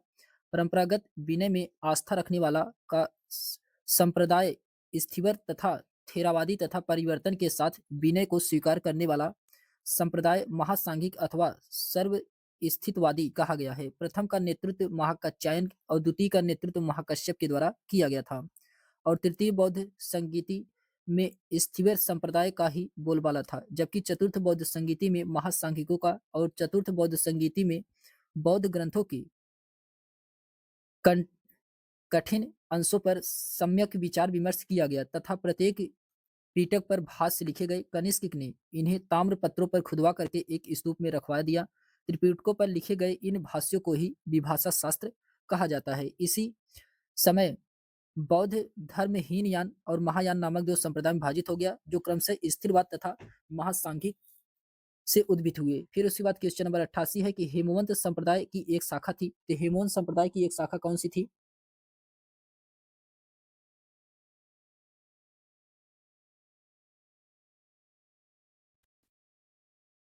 तो क्वेश्चन नंबर 88 का इसमें राइट आंसर होगा महासांघिकी। क्या महासांघिकी? क्या ये रिपीटेड क्वेश्चन हो गया है, देख लीजिए, कोई बात नहीं। इसके एक्सप्लेनेशन दिया गया है कि हेमवंत संप्रदाय महासांघिकी संप्रदाय की एक शाखा थी। यह आचार्य कश्यप गोत्र द्वारा स्थापित बौद्ध मठों तथा उनके भिक्षुओं के प्रचार के फलस्वरूप एक विशिष्ट बौद्ध संप्रदाय था। फिर क्वेश्चन नंबर 89 है कि प्रथम बौद्ध संगीति का अध्यक्ष कौन था? क्वेश्चन नंबर 89 का इसमें राइट आंसर होगा, ये थे महाकश्यप। महाकश्यप ऑप्शन नंबर इसका बी वाला राइट आंसर होगा। फिर उसके बाद आता है, इसके एक्सप्लेनेशन दिया गया है कि प्रथम बौद्ध संगीति, जो कि प्रथम बौद्ध परिषद भी कहा जाता है, बुद्ध की मृत्यु के तत्काल बाद राजगृह की सप्तपर्णी गुफा में हुई थी। इस समय मगध का शासक अजातशत्रु था। इसकी इस संगीति की अध्यक्षता महाकश्यप ने की थी। इसमें बुद्ध के प्रमुख आनंद और उपाली भी शिष्य शामिल थे। इसमें बुद्ध की शिक्षाओं का संकलन हुआ। उन्हें सूत और विनय पीटक नामक दो पीठकों में विभाजित किया गया था। आनंद और उपाली क्रम से धर्म और विनय के प्रमाण माने जाते हैं। क्वेश्चन नंबर 90 है कि निम्नलिखित में से किस शासक के काल में तृतीय बौद्ध संगीति का आयोजन किया गया था? तो ये किया गया था अशोक के शासनकाल में। अशोक के ऑप्शन नंबर इसका बी वाला राइट आंसर होगा अशोक के। फिर उसके बाद आता है इसके एक्सप्लेनेशन दिया गया है कि तृतीय बौद्ध संगीति का आयोजन अशोक मौर्य सम्राट अशोक के शासनकाल में हुआ था। मोगलीपुत्र से इसकी अध्यक्षता में पाटलिपुत्र में आयोजित किया गया था। फिर उसके बाद आता है कि प्रथम बौद्ध संगीति का आयोजन अजातशत्रु के शासनकाल में हुआ था। द्वितीय बौद्ध संगीति का आयोजन कालाशोक के शासनकाल में हुआ था। चतुर्थ बौद्ध संगीति का अध्यक्ष आयोजन ये कनिष्क के शासनकाल में हुआ था। फिर उसके बाद आता है क्वेश्चन नंबर 91 है कि बौद्ध धर्म से संबंधित चतुर्थ बौद्ध संगीति की अध्यक्षता किसके द्वारा किया गया था? क्वेश्चन नंबर 91 का इसमें राइट आंसर होगा ये किया गया था वासुमित्र के द्वारा। वासुमित्र के द्वारा ऑप्शन नंबर इसका फर्स्ट वाला राइट आंसर होगा। इसके एक्सप्लेनेशन दिया गया है कि बौद्ध धर्म से संबंधित चतुर्थ बौद्ध संगीति का आयोजन ईस्वी की प्रथम शताब्दी में कनिष्क के शासनकाल में वासुमित्र की अध्यक्षता कश्मीर में कुंडल वन में हुआ था। फिर उसके बाद आता है इसके एक्सप्लेनेशन दिया गया है कि चतुर्थ बौद्ध संगीति में ही बौद्ध धर्म हीनयान एवं महायान शाखाओं में विभाजित हो गया। प्रथम बौद्ध संगीति की अध्यक्षता महाकश्यप के द्वारा किया गया था। द्वितीय बौद्ध संगीति की अध्यक्षता सर्वकामी, जबकि तृतीय बौद्ध संगीति की अध्यक्षता मोगलीपुत्र के द्वारा किया गया था। फिर उसके बाद क्वेश्चन नंबर 92 है अधोलिखित किसने कश्मीर के कुंडलवन बिहार में आयोजित चतुर्थ बौद्ध संगीति की अध्यक्षता किया था? ये किसके द्वारा किया गया था? ये वासुमित्र के द्वारा किया गया था। वासुमित्र के द्वारा ऑप्शन नंबर इसका बी वाला राइट आंसर होगा। क्वेश्चन नंबर 93 है। 93 में कहा जा रहा है कि निम्नलिखित में से किस अभिलेख में गौतम बुद्ध के शरीर अवशेषों पर स्तूप निर्माण का प्रमाण मिलता है? ये पिपरावा अभिलेख में। पिपरावा अभिलेख में ऑप्शन नंबर इसका बी वाला राइट आंसर होगा। इसके एक्सप्लेनेशन दिया गया है कि पिपरावा अभिलेख में गौतम बुद्ध के शरीर के अवशेषों पर स्तूप निर्माण के प्रमाण मिलता है। बुद्ध के अवशेषों पर निर्मित 8 अवशेषों में से एक का निर्माण कपिल वस्तु के शाक्यों में पिपरावा में ही करवाया था। आइए देखते हैं इसके अन्य महत्वपूर्ण तथ्य में दिए गए हैं कि महापरिनिर्वाण सूत्र में बुद्ध की शरीर धातु के दावेदार के नाम से इसमें कौन कौन से हैं? तो इसमें मगध के नरेश अजातशत्रु थे, कपिल वस्तु के शाक्य थे, वैशाली के लिच्छवी थे, वेठ द्वीप के ब्राह्मण थे, अल अलकप्पम के बुली थे, पावा के मल्ल थे, पिपलावन के मौर्य थे और फिर उसके बाद आता है रामगाम के कोकली थे। फिर उसके बाद आता है क्वेश्चन नंबर 94 है। क्वेश्चन नंबर 94 में कहा जा रहा है कि पिपरावा जिसका समीकरण कपिलवस्तु से किया जा रहा है उत्तर प्रदेश के ये किस जनपद में स्थित है? तो पिपरावा ये कहाँ पे स्थित है? क्वेश्चन नंबर 94 का इसमें राइट आंसर होगा सिद्धार्थनगर में। सिद्धार्थनगर में ऑप्शन नंबर इसका सी वाला राइट आंसर होगा। इसके एक्सप्लेनेशन दिया गया है कि पिपरावा का समीकरण प्राचीन कपिलवस्तु से किया जा रहा है। पिपरावा वर्तमान में उत्तर प्रदेश के राज्य सिद्धार्थनगर जिले में स्थित है। क्वेश्चन नंबर 95 है कि कपिलवस्तु की पहचान की गई थी। तो कपिलवस्तु की पहचान ये पिपरावा के साथ किया गया था। पिपरावा के साथ ऑप्शन नंबर इसका सी वाला राइट आंसर होगा पिपरावा। फिर उसके बाद आता है क्वेश्चन नंबर 96 है कि वह कौन सा ग्रंथ है जिसमें बुद्ध की कुशीनगर की अंतिम यात्रा का वर्णन किया गया है? क्वेश्चन नंबर 96 का इसमें राइट आंसर होगा महापरिनिर्वाण। महापरिनिर्वाण ऑप्शन नंबर इसका फर्स्ट वाला राइट आंसर होगा। महापरिनिर्वाण इसका राइट आंसर होगा। इसके एक्सप्लेनेशन दिया गया है कि महापरिनिर्वाण सूत्र में बुद्ध की कुशीनगर की अंतिम यात्रा का वर्णन किया गया है, जबकि जातक कथाएं बुद्ध के पुनर्जन्म की कथाओं से संबंधित है। फिर उसके बाद क्वेश्चन नंबर 97 है कि बुद्ध का महापरिनिर्वाण मगध के किस शासक के काल में घटित हुई थी? क्वेश्चन नंबर 97 का इसमें राइट आंसर होगा अजातशत्रु के शासन में। अजातशत्रु के काल में ऑप्शन नंबर इसका बी वाला राइट आंसर होगा। फिर उसके बाद आता है इसके एक्सप्लेनेशन में दिया गया है इसके एक्सप्लेनेशन दिया गया है कि बुद्ध का महापरिनिर्वाण मगध के शासक अजातशत्रु यानी कि 492 से 460 ईस्वी पूर्व के शासनकाल में घटित थी। महात्मा बुद्ध की मृत्यु 483 ईसा पूर्व में हुई थी। क्वेश्चन नंबर 98 है कि निम्नलिखित में से किसे बौद्ध परंपरा में भावी बुद्ध कहा गया है? तो बौद्ध परंपरा में भावी बुद्ध किसे कहा गया है? ये मैत्रेय को ऑप्शन नंबर इसका फर्स्ट वाला राइट आंसर होगा मैत्रेय को। इसके एक्सप्लेनेशन दिया गया है कि मैत्रेय को बौद्ध परंपरा में भावी बुद्ध कहा गया है। अन्य महत्वपूर्ण तथ्य में इसमें दिए गए हैं अवलोकितेश्वर प्रधान बोधिसत्व हैं। इन्हें पद्म पाणि यानी कि हाथ में कमल लिए हुए भी कहा गया है। इनका प्रधान गुण दया है। वज्रपाणि पाप एवं असत्य के संहारक हैं। इन्हें हाथ में वज्र लिए हुए प्रदर्शित किया गया है। मंजूश्री के एक हाथ में खड़ग तथा दूसरे हाथ में किताब रहती थी। इसकी प्रमुख कार्य बुद्धि को प्रखर करना है।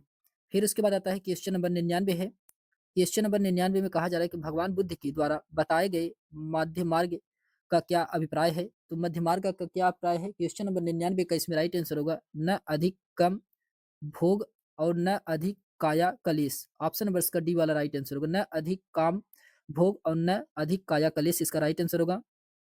इसके एक्सप्लेनेशन दिया गया है कि बुद्ध ने अष्टांगिक मार्ग के अंतर्गत आधुनिक सुखपूर्वक जीवन व्यतीत करना या अत्यधिक कायाकलेश में संलग्न होना दोनों को वर्जित किया है। बुद्ध ने इस संबंध में मध्यम प्रतिपदा यानी कि मध्यम मार्ग को अपनाया है। इसके अन्य महत्वपूर्ण तथ्य में दिए गए हैं कि बौद्ध धर्म मूलतः अनिश्वरवादी है। यह अनिस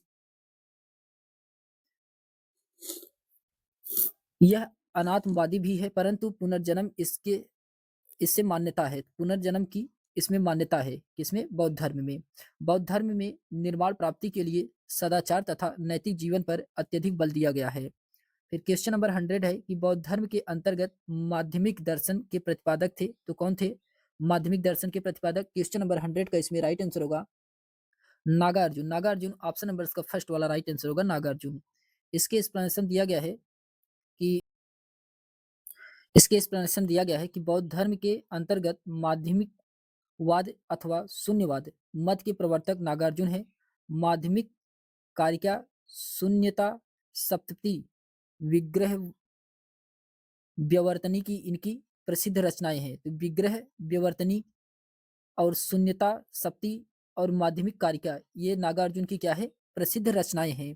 फिर उसके बाद आता है इसके अन्य महत्वपूर्ण तथ्य में दिए गए हैं कि विज्ञानवाद अथवा योगाचार मत की स्थापना मैत्रेय अथवा मैत्रेयनाथ के द्वारा किया गया था। कालचक्रयान का प्रवर्तक मंजूश्री को माना जाता है। सहजयान संप्रदाय की स्थापना 10वीं शताब्दी में बंगाल में हुई थी। फिर उसके बाद आता है क्वेश्चन नंबर 101 है कि निम्न में से सत्य कथन को चुनिए। आपको इसमें सही कथन का चयन करना है। इसमें कौन सा सही कथन है? तो इसमें सही कथन है कि बुद्ध और महावीर दोनों ही कर्मवाद के समर्थक थे। ऑप्शन नंबर इसका डी वाला राइट आंसर होगा। फिर उसके बाद आता है इसके एक्सप्लेनेशन दिया गया है गौतम बुद्ध एवं महावीर दोनों ही कर्मवाद के समर्थक थे। दोनों ही ईश्वर के अस्तित्व स्वीकार नहीं किया है। आत्मा के विषय में जैनों की संकल्पना बौद्ध की संकल्पना से भिन्न है। जैन धर्म ने यति धर्म तपस्या पर अत्यधिक बल दिया है और बड़ी कठोरता का पालन किया है, जबकि बुद्ध इसकी निंदा और की है, अपने शिष्यों के मध्यम मार्ग का अनुसरण करने को कहा है। फिर उसके बाद आता है क्वेश्चन नंबर 102 है कि बौद्ध संघों के आचरण के नियमों का संकलन निम्नलिखित में से किस ग्रंथ में मिलता है? ये किस में मिलता है? ये विनय पिटक में मिलता है। विनय पिटक में ऑप्शन नंबर इसका फर्स्ट वाला राइट आंसर होगा विनय पिटक। फिर इसके बाद इसकी एक्सप्लेनेशन दिया गया है कि विनय पिटक में भिक्षु एवं भिक्षुड़ियों के संग एवं दैनिक जीवन संबंधित आचार विचार नियम संग्रहित हैं। पति मोखल, सुत विभंग, खदक एवं परिवार इसके प्रमुख भाग थे। अन्य महत्वपूर्ण तथ्य में कि अभिधम्म पिटक में बौद्ध दार्शनिक सिद्धांतों का वर्णन है। सूत पिटक में बुद्ध के उपदेश संग्रहित किए गए हैं। क्वेश्चन नंबर 103 है कि निम्नलिखित बौद्ध ग्रंथों में से किसमें संघ जीवन के नियम प्राप्त होते हैं? क्वेश्चन नंबर 103 का इसमें राइट आंसर होगा विनय पिटक में। विनय पिटक में ऑप्शन नंबर इसका बी वाला राइट आंसर होगा विनय पिटक में। फिर उसके बाद आता है क्वेश्चन नंबर 104 है कि निम्नलिखित बौद्ध ग्रंथों में से किसमें संघ जीवन के नियम पर्याप्त होते हैं? क्वेश्चन नंबर 104 का इसमें राइट आंसर क्या होगा? तो इसका राइट आंसर होगा विनय पिटक में। विनय पिटक में ऑप्शन नंबर इसका बी वाला राइट आंसर होगा विनय पिटक में। क्वेश्चन नंबर 105 है कि बुद्ध के प्रवचनों का संकलन प्रसिद्ध धम्मपद निम्नलिखित में से किस ग्रंथ का अंग है? क्वेश्चन नंबर 105 का इसमें राइट आंसर होगा सूत पिटक में। सूत पिटक में ऑप्शन नंबर इसका ए वाला राइट आंसर होगा सूत पिटक। फिर उसके बाद आता है इसके एक्सप्लेनेशन दिया गया सूत पिटक में महात्मा बुद्ध के नैतिक एवं सिद्धांत संबंधित प्रवचन संकलित है, अर्थात इसमें बुद्ध धर्म के सिद्धांत एवं उपदेश संग्रह है। जबकि विनय पिटक में संघ संबंधित नियम तथा दैनिक जीवन संबंधित आचार विचार विधि निषेधों का आदि का संग्रह किया गया है। फिर क्वेश्चन नंबर 106 है कि त्रिपिटक क्या थे? त्रिपिटक क्या थे? क्वेश्चन नंबर 106 का इसमें राइट आंसर होगा धर्म ग्रंथ है। धर्म ग्रंथ है। ऑप्शन नंबर इसका बी वाला राइट आंसर होगा धर्म ग्रंथ। इसके एक्सप्लेनेशन दिया गया है कि त्रिपिटक बौद्ध ग्रंथों में सर्वाधिक महत्वपूर्ण है। बुद्ध की मृत्यु के बाद उसकी शिक्षाओं को संकलित कर 3 भागों में बाँटा गया है। इन्हीं को त्रिपिटक कहते हैं। ये विनय पिटक यानी कि संघ संबंधित नियम, आचार की शिक्षाएँ, सूत पिटक यानी कि धार्मिक सिद्धांत, अभिधम्म पिटक यानी कि दार्शनिक सिद्धांत। फिर उसके बाद आता है क्वेश्चन नंबर 107 है, त्रिपिटक निम्नलिखित में से किससे संबंधित है? तो त्रिपिटक ये किससे संबंधित है?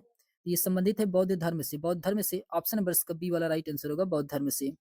क्वेश्चन नंबर 108 है कि बौद्ध दर्शन का दार्शनिक विवेचन किस ग्रंथ में है? क्वेश्चन नंबर 108 का इसमें राइट आंसर होगा अभिधम्म पिटक में। अभिधम्म पिटक में ऑप्शन नंबर इसका सी वाला राइट आंसर होगा, अभिधम्म पिटक में। फिर उसके बाद आता है क्वेश्चन नंबर 109 है कि विनय पिटक का संकलन किसके द्वारा किया गया था? विनय पिटक का संकलन ये किसके द्वारा किया गया था? ये उपाली के द्वारा किया गया है। उपाली के द्वारा ऑप्शन नंबर इसका सी वाला राइट आंसर होगा, उपाली। फिर उसके बाद आता है इसके एक्सप्लेनेशन दिया गया है कि विनय पिटक का संकलन उपालि के द्वारा किया गया था। इसमें भिक्षु और भिक्षुणियों के संघ एवं दैनिक जीवन संबंधित आचार विचार नियम संग्रहित है।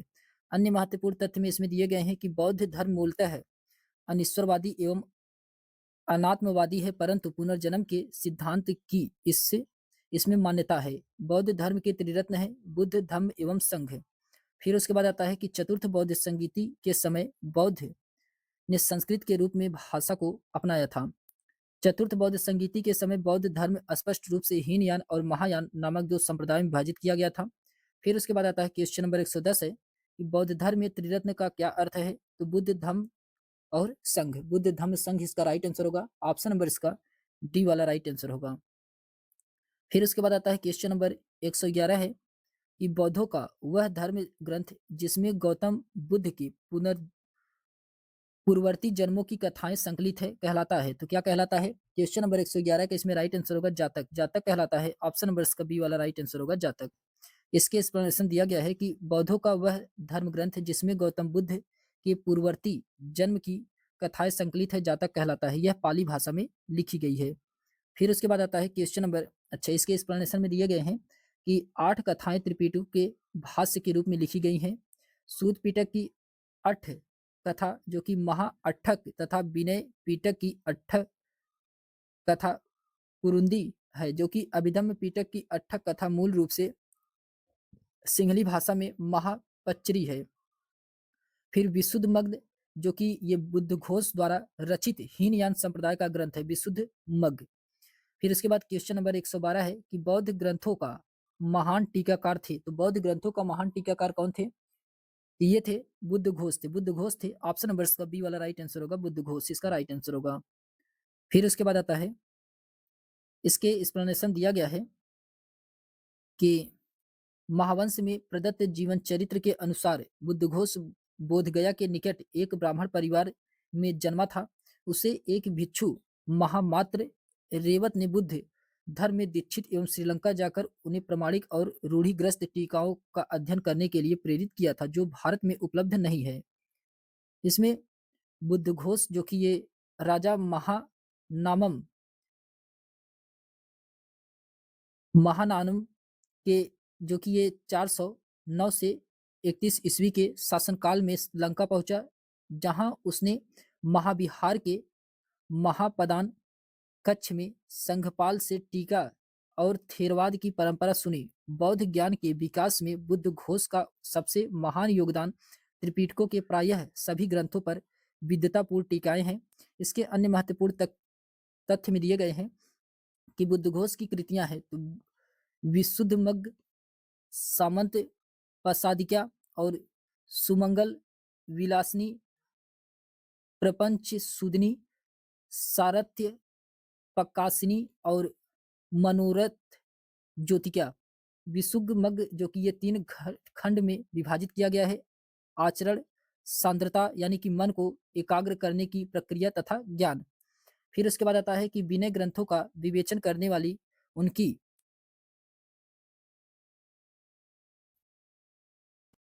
उनकी सामंत पसादिका एक बृहद पुस्तक है, जिसमें टीका के अतिरिक्त प्राचीन भारत के सामाजिक, राजनीतिक, धार्मिक और दार्शनिक जीवन का चित्र करने के लिए प्रभूत सामग्री जुटाई गई है। फिर उसके बाद आता है क्वेश्चन नंबर 113 है कि निम्नलिखित में से कौन सा स्थान बौद्ध धर्म से संबंधित नहीं है? तो कौन सा स्थान बौद्ध धर्म से संबंधित नहीं है? सोमनाथ। सोमनाथ ये जो कि बौद्ध धर्म से संबंधित नहीं है। फिर उसके बाद आता है इसके एक्सप्लेनेशन दिया गया है कि गुजरात के खंबात खाड़ी क्षेत्र में शिव का प्रसिद्ध सोमनाथ मंदिर है। महमूद गजनवी द्वारा इसे नष्ट करने के बाद चालुक्य शासक कुमार पाल ने इनका पुनर्निर्माण करवाया।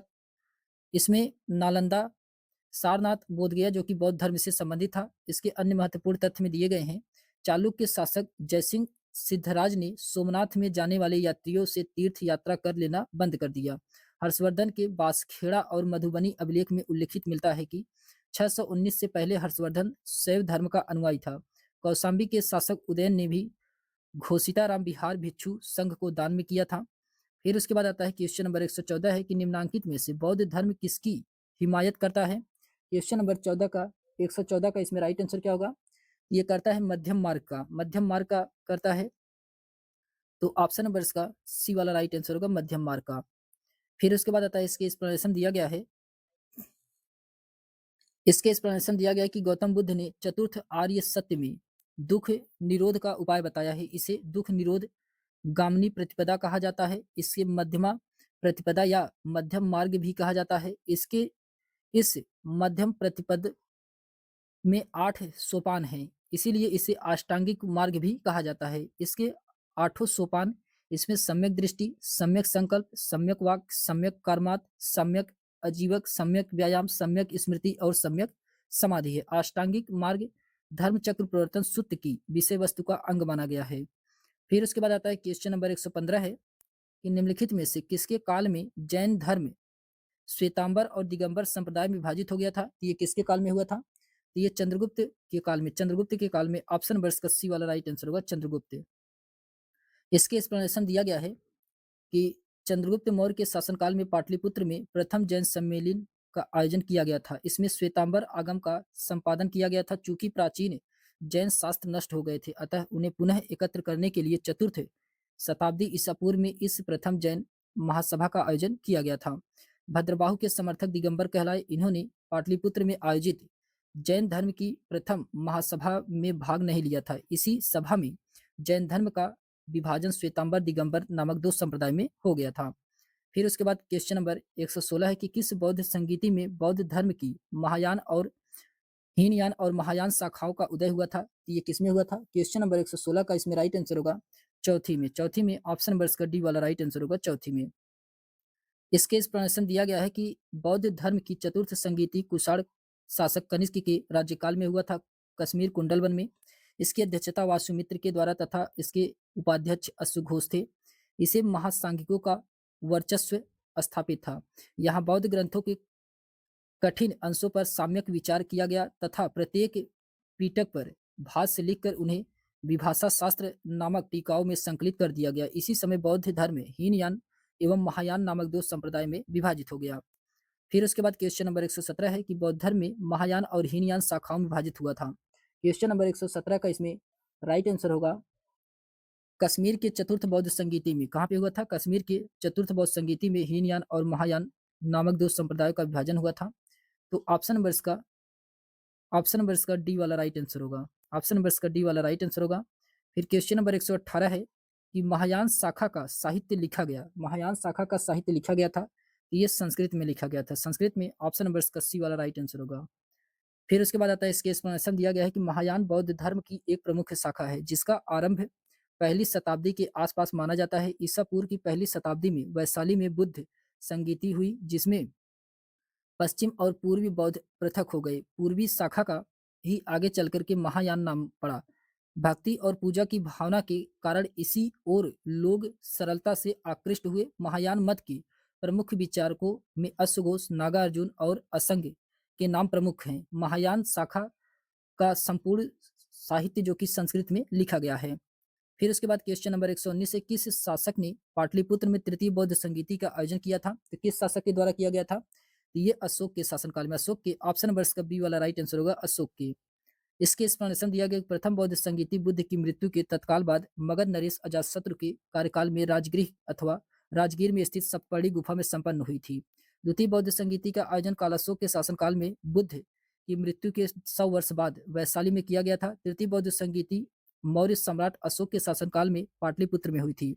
मोगलीपुत्र तिस्सी इसके अध्यक्ष थे। चतुर्थ बौद्ध संगीति कनिष्क के शासनकाल में कुंडलवन कश्मीर में संपन्न हुआ था। इसकी अध्यक्षता वासुमित्र एवं उपाध्यक्षता अश्वघोष के द्वारा किया गया था। क्वेश्चन नंबर 120 एक द्वितीय बौद्ध समिति की किसके शासनकाल में हुई थी? तो द्वितीय बौद्ध समिति ये किसके शासनकाल में हुआ था? क्वेश्चन नंबर 120 का इसमें राइट आंसर होगा, ये कालाशोक के शासनकाल में हुआ था। कालाशोक के शासनकाल में ऑप्शन नंबर इसका सी वाला राइट आंसर होगा।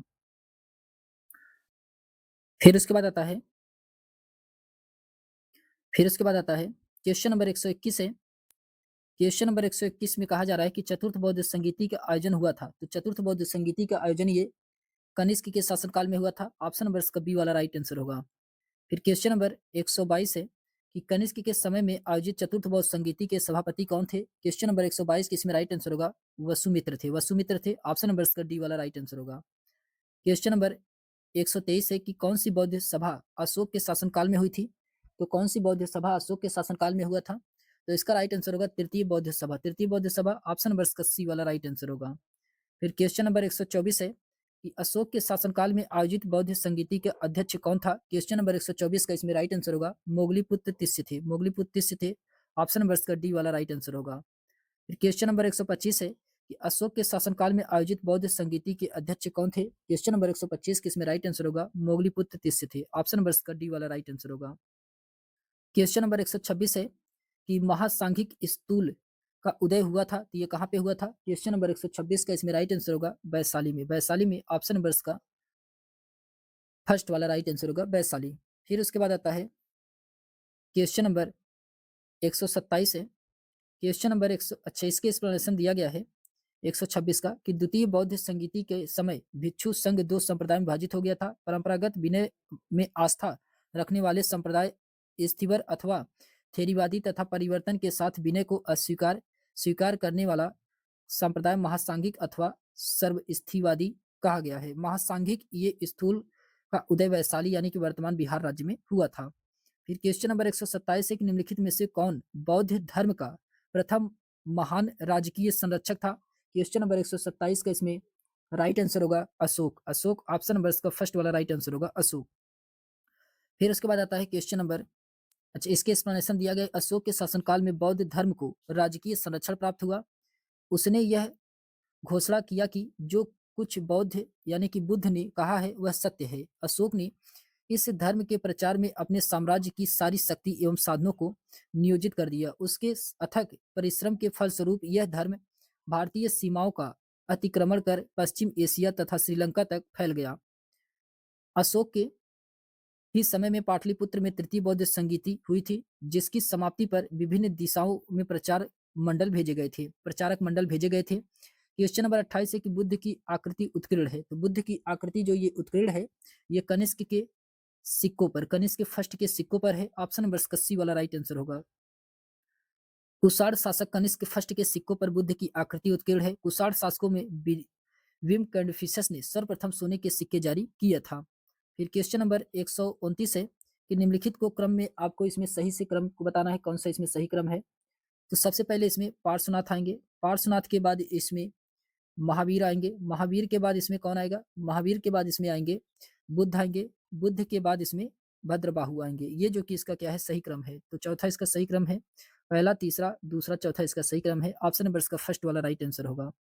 इसके एक्सप्लेनेशन दिया गया है कि पार्श्वनाथ का समय ईसा पूर्व 8वीं शताब्दी माना जाता है। यह 23वें तीर्थंकर थे। महावीर का जन्म 599 ईसा पूर्व में हुआ था। महात्मा बुद्ध का जन्म 563 ईसा पूर्व में हुआ था। भद्रबाहु ये जो कि मौर्य शासक चंद्रगुप्त मौर्य के समकालीन थे। फिर उसके बाद हम लोग दोस्तों नेक्स्ट वीडियो में नेक्स्ट चैप्टर को देखेंगे। तो आज के लिए बस इतना ही, मिलते हैं हम लोग एक नेक्स्ट वीडियो में। तब तक के लिए सभी दोस्तों को बहुत बहुत धन्यवाद।